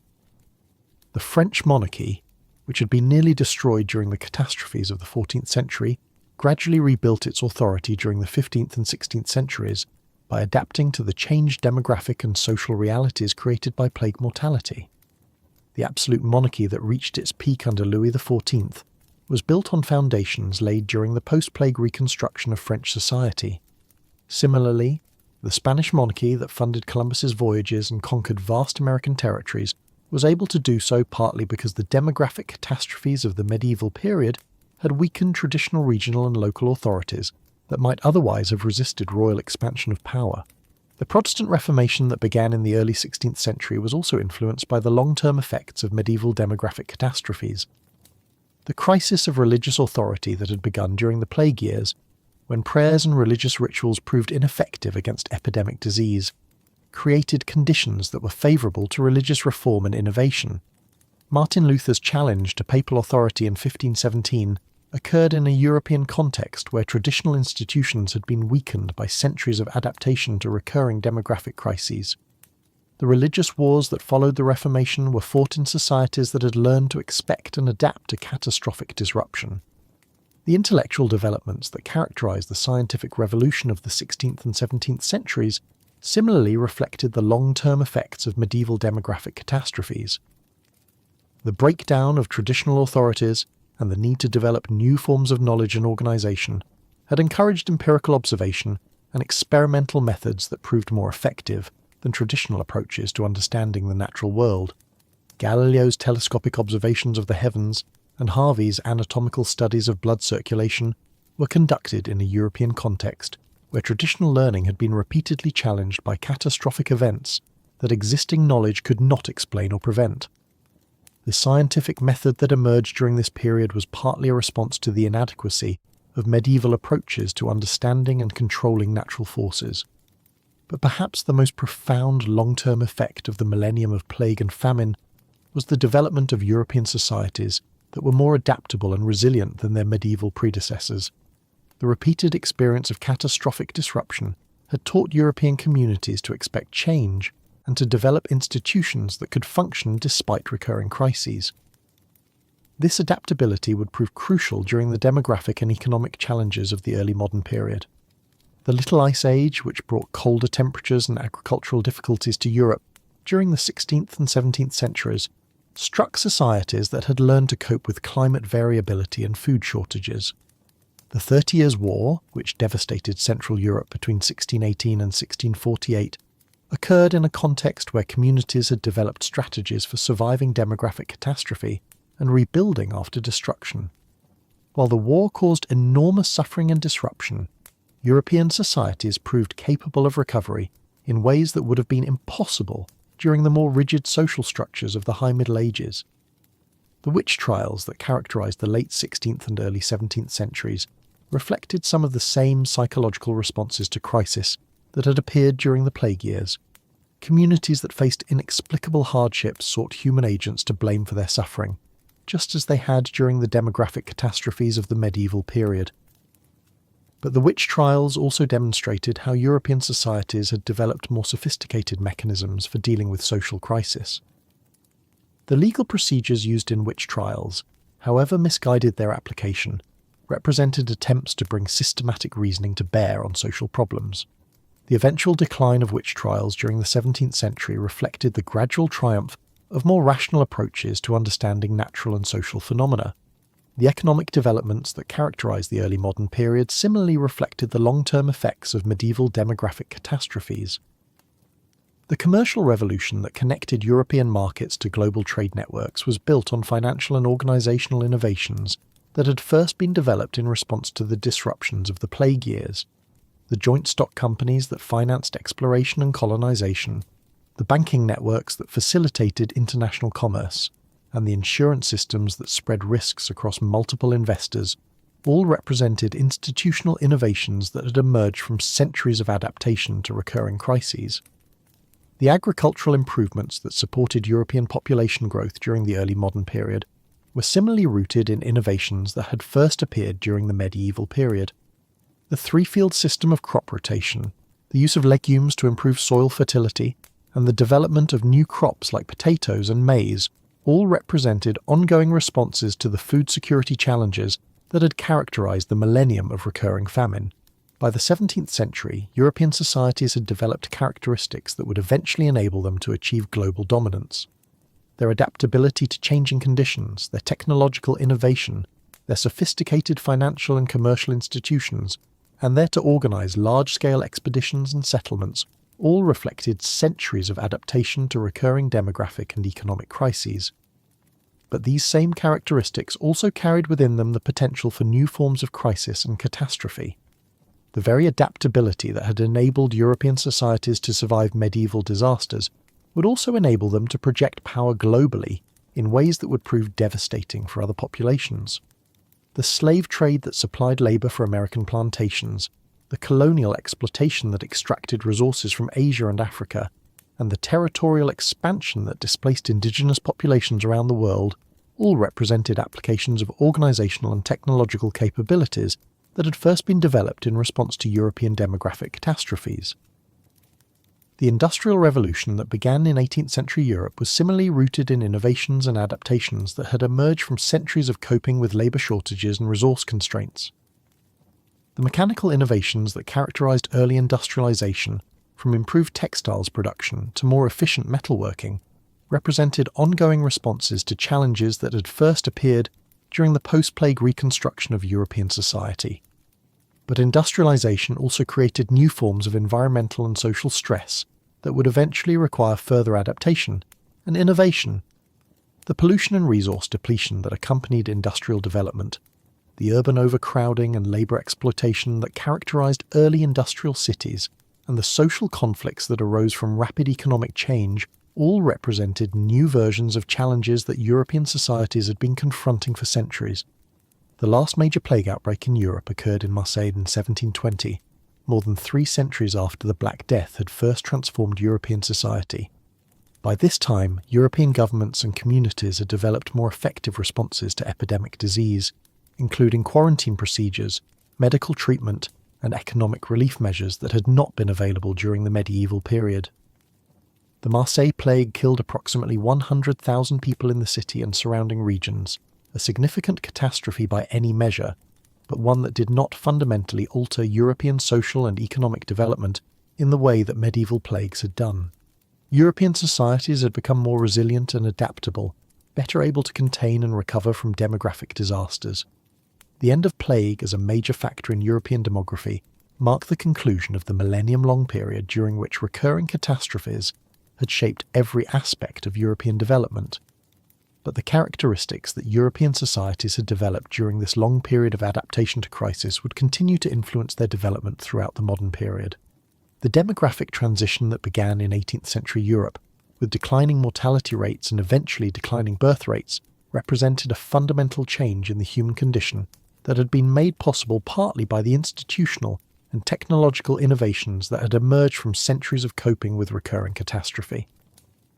Modern medicine, which finally provided effective treatments for many of the diseases that had plagued humanity throughout history, was built on foundations of empirical observation and experimental method that had first been developed during the long struggle to understand and control epidemic disease. Modern agriculture, which achieved productivity levels that would have seemed miraculous to medieval farmers, represented the culmination of centuries of innovation in response to recurring famine and food insecurity. Modern government, with its sophisticated administrative capabilities and its ability to coordinate relief efforts across vast territories, evolved from institutions that had first been developed to cope with the breakdown of traditional authority structures during times of demographic catastrophe. The modern world that emerged from these developments was in many ways a product of the millennium of plague and famine that had shaped European civilization. The adaptability, innovation, and institutional sophistication that characterized modern European societies had all been forged through centuries of adaptation to recurring crisis. But the transition to modernity also created new challenges and vulnerabilities that required ongoing adaptation. The industrial pollution that threatened environmental health, the social disruption that accompanied rapid economic change, and the global conflicts that arose from competition for resources and markets all represented contemporary versions of the challenges that human societies had been confronting for millennia. The COVID-19 pandemic that began in 2020 provided a stark reminder that epidemic disease remained a potential threat to modern civilization, despite all the medical and technological advances of recent centuries. The social and economic disruptions that accompanied the pandemic, while far less severe than those that had characterized medieval Europe, demonstrated that modern societies remained vulnerable to biological catastrophes. The responses to COVID-19 also demonstrated how much human societies had learned from their long history of coping with epidemic disease. The rapid development of vaccines, the coordination of international relief efforts, and the ability to maintain social and economic functions despite widespread illness all reflected capabilities that had been developed through centuries of adaptation to recurring health crises. Yet the pandemic also revealed continuing vulnerabilities and inequalities that reflected some of the same patterns that had characterized responses to medieval plagues. Marginalized populations suffered disproportionately from disease and economic disruption, while wealthy individuals and nations were better able to protect themselves and recover from losses. The climate change that threatens current and future human societies similarly reflects both continuities and changes from the long history of adaptation to environmental challenge. Modern industrial civilization has achieved unprecedented capabilities for environmental modification, but it has also created unprecedented risks for global climate stability. The agricultural disruptions, extreme weather events, and resource conflicts that characterize contemporary climate change echo many of the patterns that shaped European development during the millennium of recurring environmental crisis. But the global scale of current environmental challenges requires forms of cooperation and coordination that exceed even the sophisticated institutional capabilities that modern societies have developed. Understanding the long history of human adaptation to recurring crisis provides both sobering perspective on current challenges and cautious optimism about human resilience and adaptability. The European societies that survived and eventually prospered despite centuries of demographic catastrophe demonstrate the remarkable capacity of human communities to adapt to seemingly impossible challenges. But that same history also demonstrates the enormous costs of such adaptation, paid in the suffering of countless individuals and communities who face starvation, disease, and death throughout the long centuries of crisis. The progress that eventually emerged from these catastrophes was built on foundations of human suffering that should never be forgotten or minimized. The comfortable world that many of us inhabit today was made possible partly by the sacrifices and struggles of people who face challenges that we can barely imagine. Their resilience in the face of catastrophe, their willingness to rebuild after destruction, and their determination to preserve and transmit what was valuable in their civilization created possibilities that we now take for granted. As we move deeper into the quiet hours of the night, these stories of long-ago struggles remind us of both the fragility and the resilience of human civilization. The 1,000 years of plague and famine that shaped European development were not simply ancient history, but part of the ongoing human story of adaptation to challenge and change. The monks who preserved learning in their scriptoriums, the farmers who developed new techniques for growing food, the merchants who rebuilt trade networks, the administrators who organized relief efforts, and the countless ordinary people who simply endured and survived all contributed to the world we now inhabit. Their struggles were not in vain, though many of them never lived to see the ultimate fruits of their efforts. The institutional innovations, technological developments, and cultural adaptations that emerged from their responses to crisis provided the foundations for the achievements of later generations. Time flows differently in these quiet hours, and the centuries seem to compress into moments. The candlelight of medieval monasteries flickers across the centuries to illuminate our own screens and pages. The voices of chroniclers recording catastrophes echo forward to inform our own understanding of crisis and recovery. The human story continues, shaped by the same fundamental challenges that confronted our ancestors: how to create meaning and maintain civilization in the face of forces beyond our control, how to preserve what is valuable while adapting to change, how to support one another through times of crisis and uncertainty. In the end, the millennium of plague and famine teaches us that human societies are both more fragile and more resilient than we often imagine. Catastrophic disruptions that seem to threaten the very foundations of civilization can be survived and even eventually transcended. But such survival requires adaptation, innovation, and above all, the determination to continue building and rebuilding in the face of recurring challenges. The story of these 1,000 years is ultimately a story of hope tempered by realism, of human achievement built on human suffering, of progress that comes not through the absence of challenge, but through the repeated confrontation and overcoming of seemingly impossible obstacles. As sleep approaches and the day's concerns fade into the background, we might take some comfort in remembering that we are part of this continuing story, inheritors of the resilience and adaptability that enabled our ancestors to survive their darkest hours and build the foundations for our own more fortunate circumstances. The night is long, and there is time to rest in the knowledge that human civilization, for all its fragility, has demonstrated a remarkable capacity for survival and renewal. The challenges we face today are real and serious, but they are not unprecedented, and we are not without resources for meeting them. The 1,000-year story of plague and famine is finally, despite all its darkness, a story of human triumph over catastrophe, of the gradual emergence of more resilient and adaptable forms of social organization, of the slow but persistent expansion of human knowledge and capability. In the quiet darkness, we can hear the echoes of all those who came before us, who faced their own versions of challenge and crisis, who found ways to endure and adapt and ultimately to build something better for those who would come after them. Their legacy lives on in the world we now inhabit, and their example inspires us to face our own challenges with similar determination and hope. Yet as we near the end of our long journey through these centuries of suffering and survival, it seems worth considering what patterns emerge from this vast tapestry of human experience. The millennium we have traversed reveals certain recurring themes that transcend the specific circumstances of any single crisis or recovery. Perhaps most striking is the way that societies under extreme stress tend to develop similar adaptive mechanisms, regardless of their cultural or geographical differences. The breakdown of traditional authority structures that characterized plague-stricken Europe also appeared in Islamic territories devastated by the same diseases.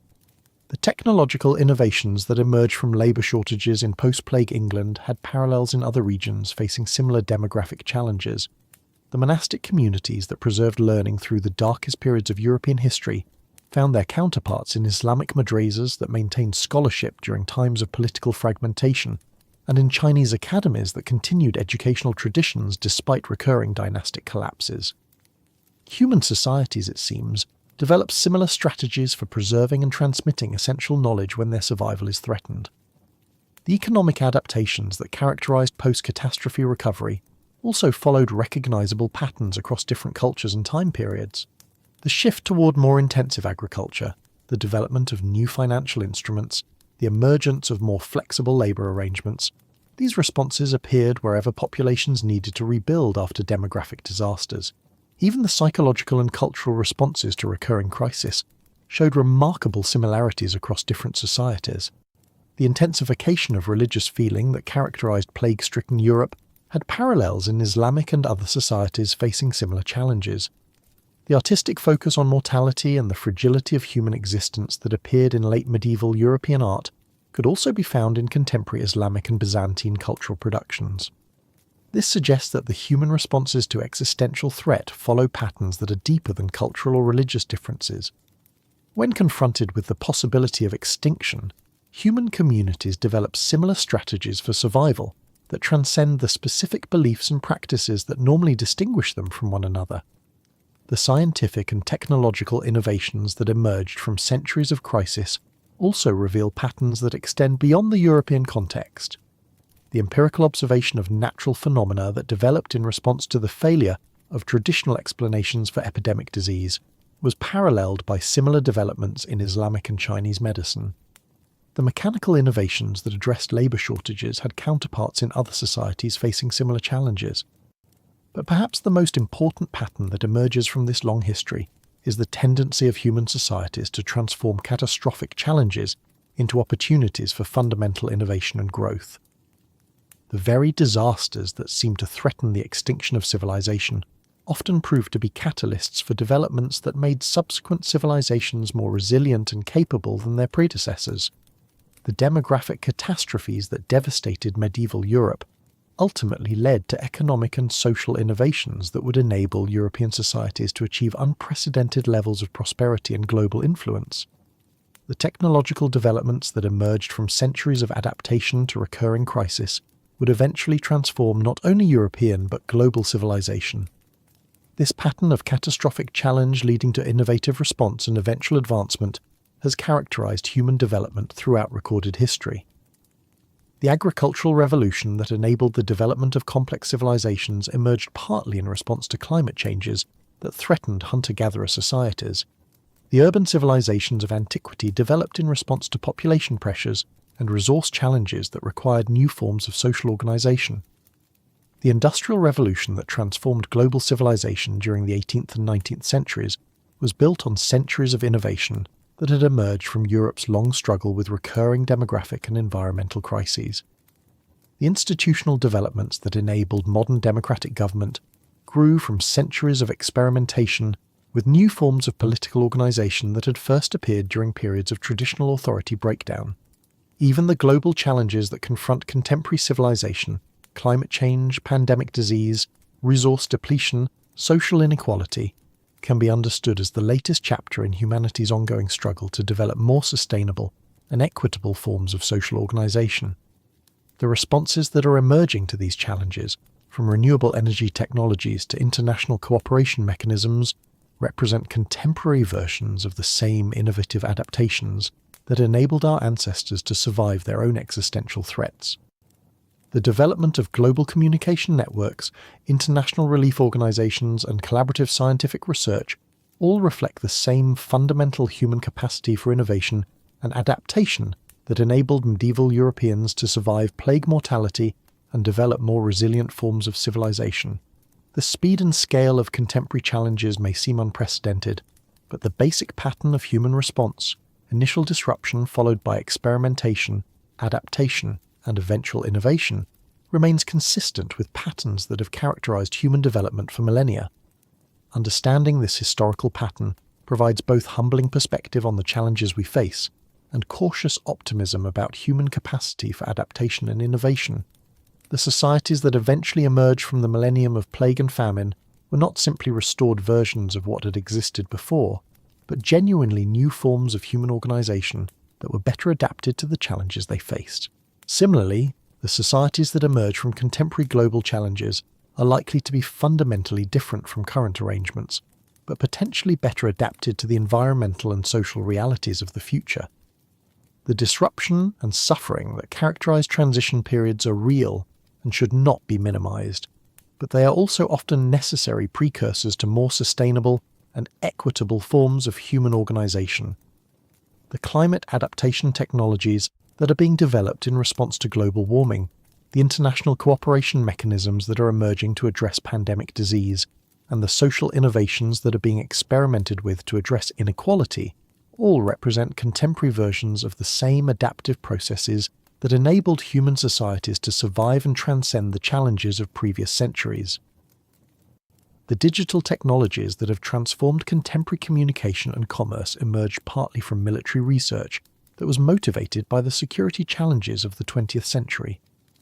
The medical advances that have extended human lifespan and reduced suffering grew from centuries of empirical observation and experimentation that began during the long struggle to understand and control epidemic disease.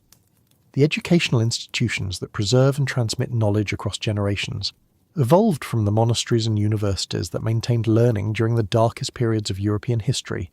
The democratic political systems that govern much of the contemporary world developed from centuries of experimentation with new forms of political organization that began during the breakdown of traditional authority structures.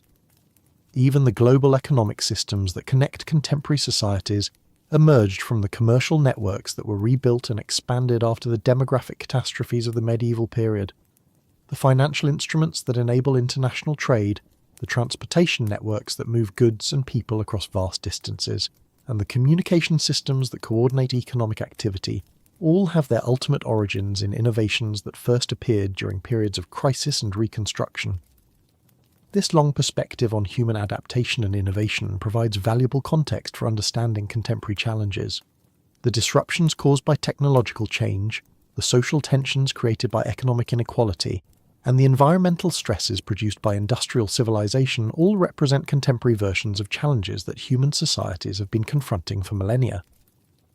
The responses that are emerging to these challenges, from renewable energy technologies to universal basic income proposals to international environmental agreements, represent the latest examples of the same fundamental human capacity for innovation and adaptation that enabled our ancestors to survive plague, famine, and social collapse. The urban planning innovations that are being developed to address climate change and population growth, the agricultural technologies that are being created to feed growing populations while reducing environmental impact, and the manufacturing processes that are being designed to minimize waste and pollution all reflect the same practical problem-solving approach that characterized human responses to earlier challenges. But the historical perspective also provides sobering reminders about the costs and limitations of human adaptation. The innovations that enabled European societies to survive medieval catastrophes often came at enormous human cost, and their benefits were not distributed equally across all populations or regions.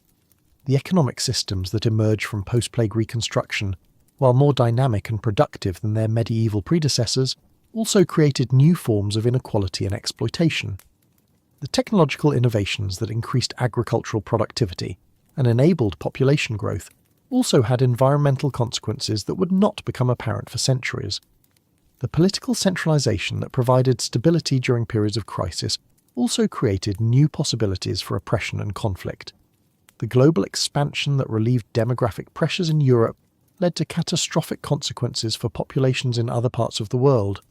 Similarly, the contemporary responses to global challenges, however necessary and innovative, are likely to have unintended consequences and uneven distributions of benefits and costs. The technologies that address climate change may create new environmental problems. The economic policies that address inequality may have unexpected effects on productivity and innovation. The international agreements that coordinate global responses may limit local autonomy and cultural diversity. Understanding the historical patterns of human adaptation provides valuable perspective for anticipating and potentially mitigating these negative consequences. The long view of human development suggests both the tremendous potential of human innovation and the need for humility about our ability to predict and control the consequences of our actions. The 1,000 years of plague and famine teach us that human societies are remarkably resilient and adaptable, but also that adaptation often comes at significant cost and does not guarantee that the solutions to one set of challenges will not create new problems for future generations. This historical perspective encourages both ambitious efforts to address contemporary challenges and careful attention to the potential negative consequences of proposed solutions. It suggests that human societies have the capacity to adapt to seemingly impossible challenges, but that such adaptation requires sustained effort, institutional innovation, and often fundamental changes in how societies organize themselves.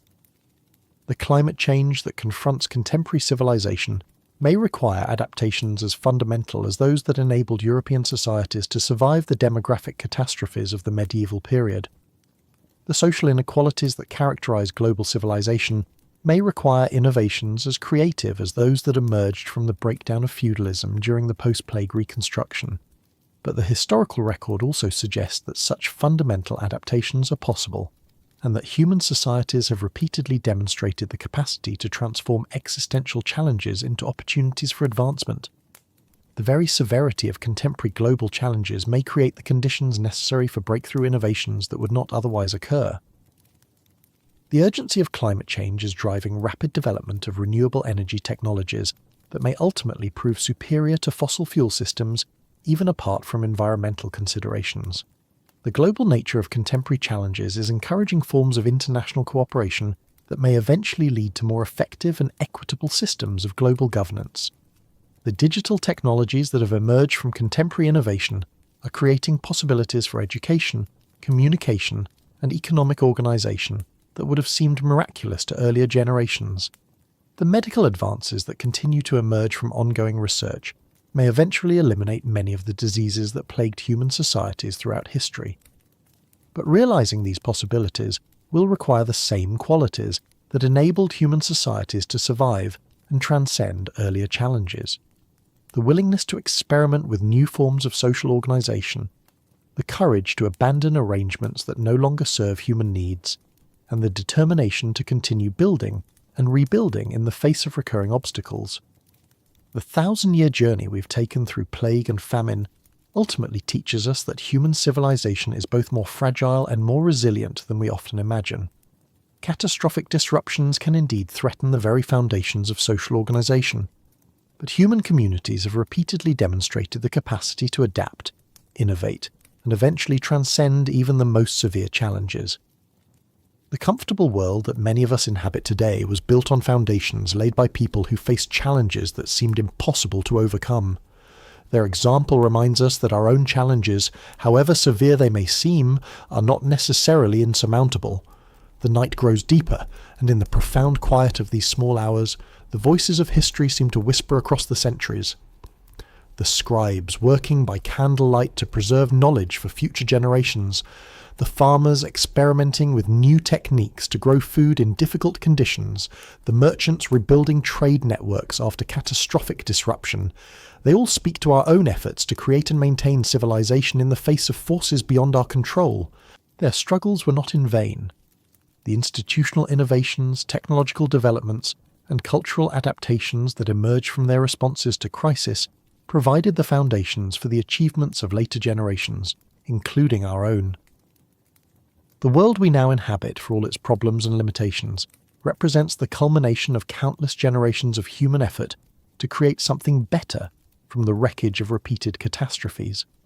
This long perspective on human development provides both inspiration and responsibility. We are the inheritors of centuries of struggle and innovation, the beneficiaries of adaptations that were paid for with enormous suffering and sacrifice.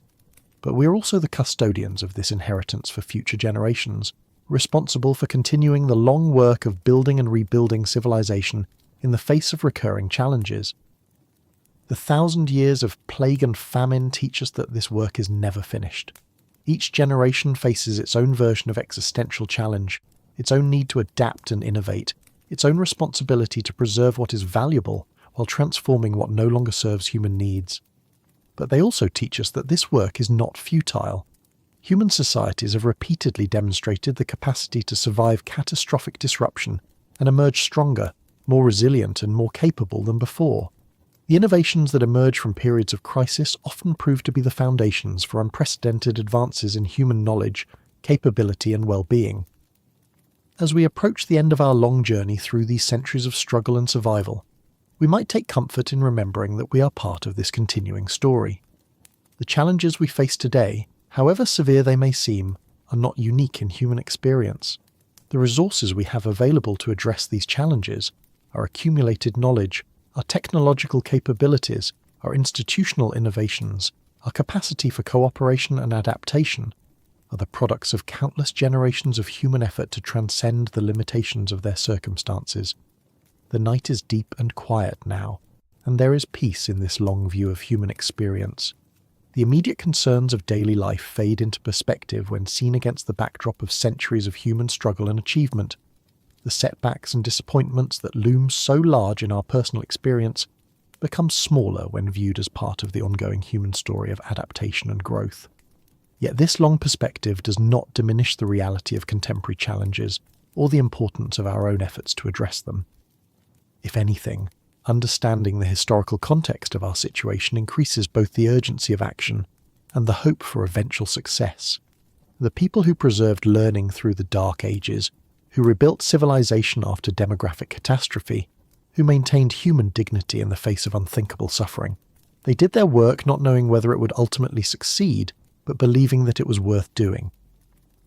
Their faith in the possibility of human progress, maintained despite repeated evidence of human fragility and limitation, enabled achievements that they could never have imagined.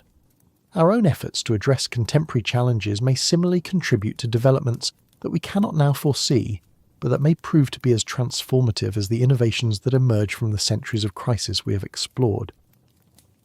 The 1,000 years of plague and famine ultimately tell a story of hope emerging from darkness, of human creativity and resilience triumphing over forces that seemed certain to destroy civilization itself. This story continues in our own time, shaped by the same fundamental dynamics of challenge and response, crisis and adaptation, that have characterized human development throughout recorded history. In the deepest hours of the night, when time itself seems suspended and the boundary between past and present grows thin, we can feel our connection to this long chain of human experience. The breath we draw connects us to all who have breathed before us.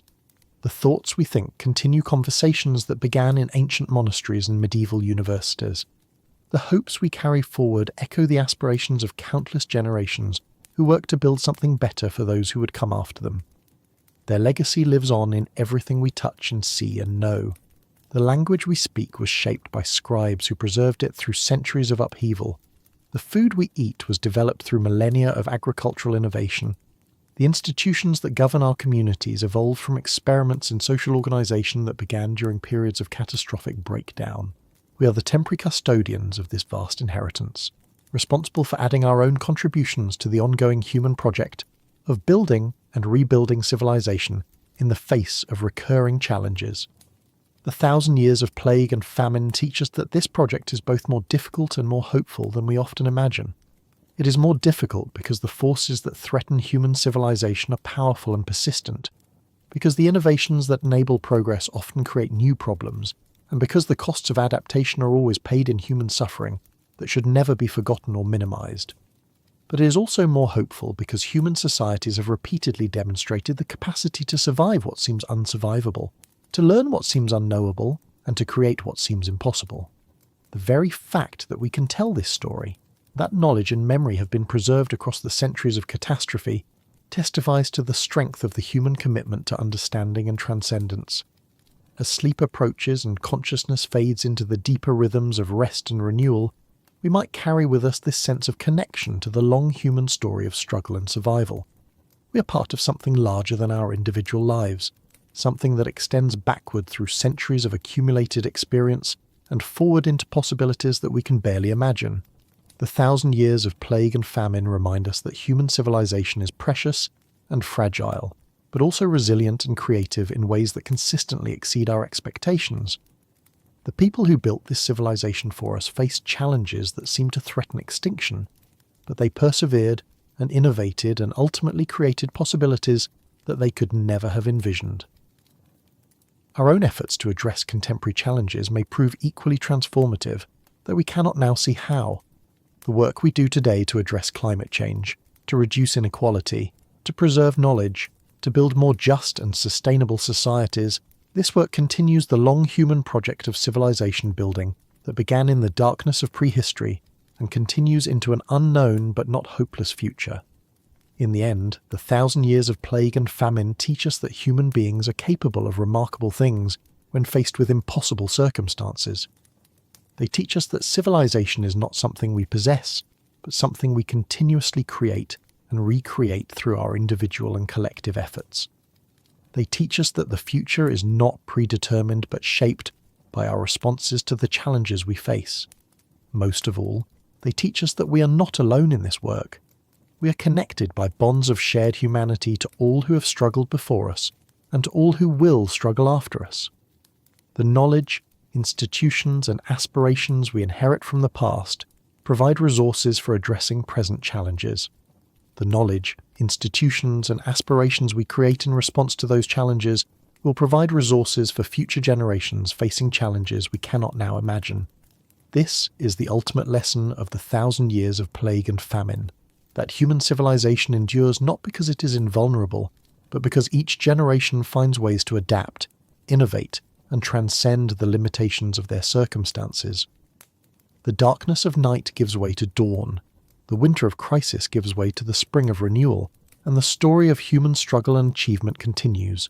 Sleep well, knowing that you are part of this continuing story, that your efforts and aspirations connect you to the long chain of human endeavour that stretches back through centuries of recorded time and forward into possibilities that remain to be discovered and created.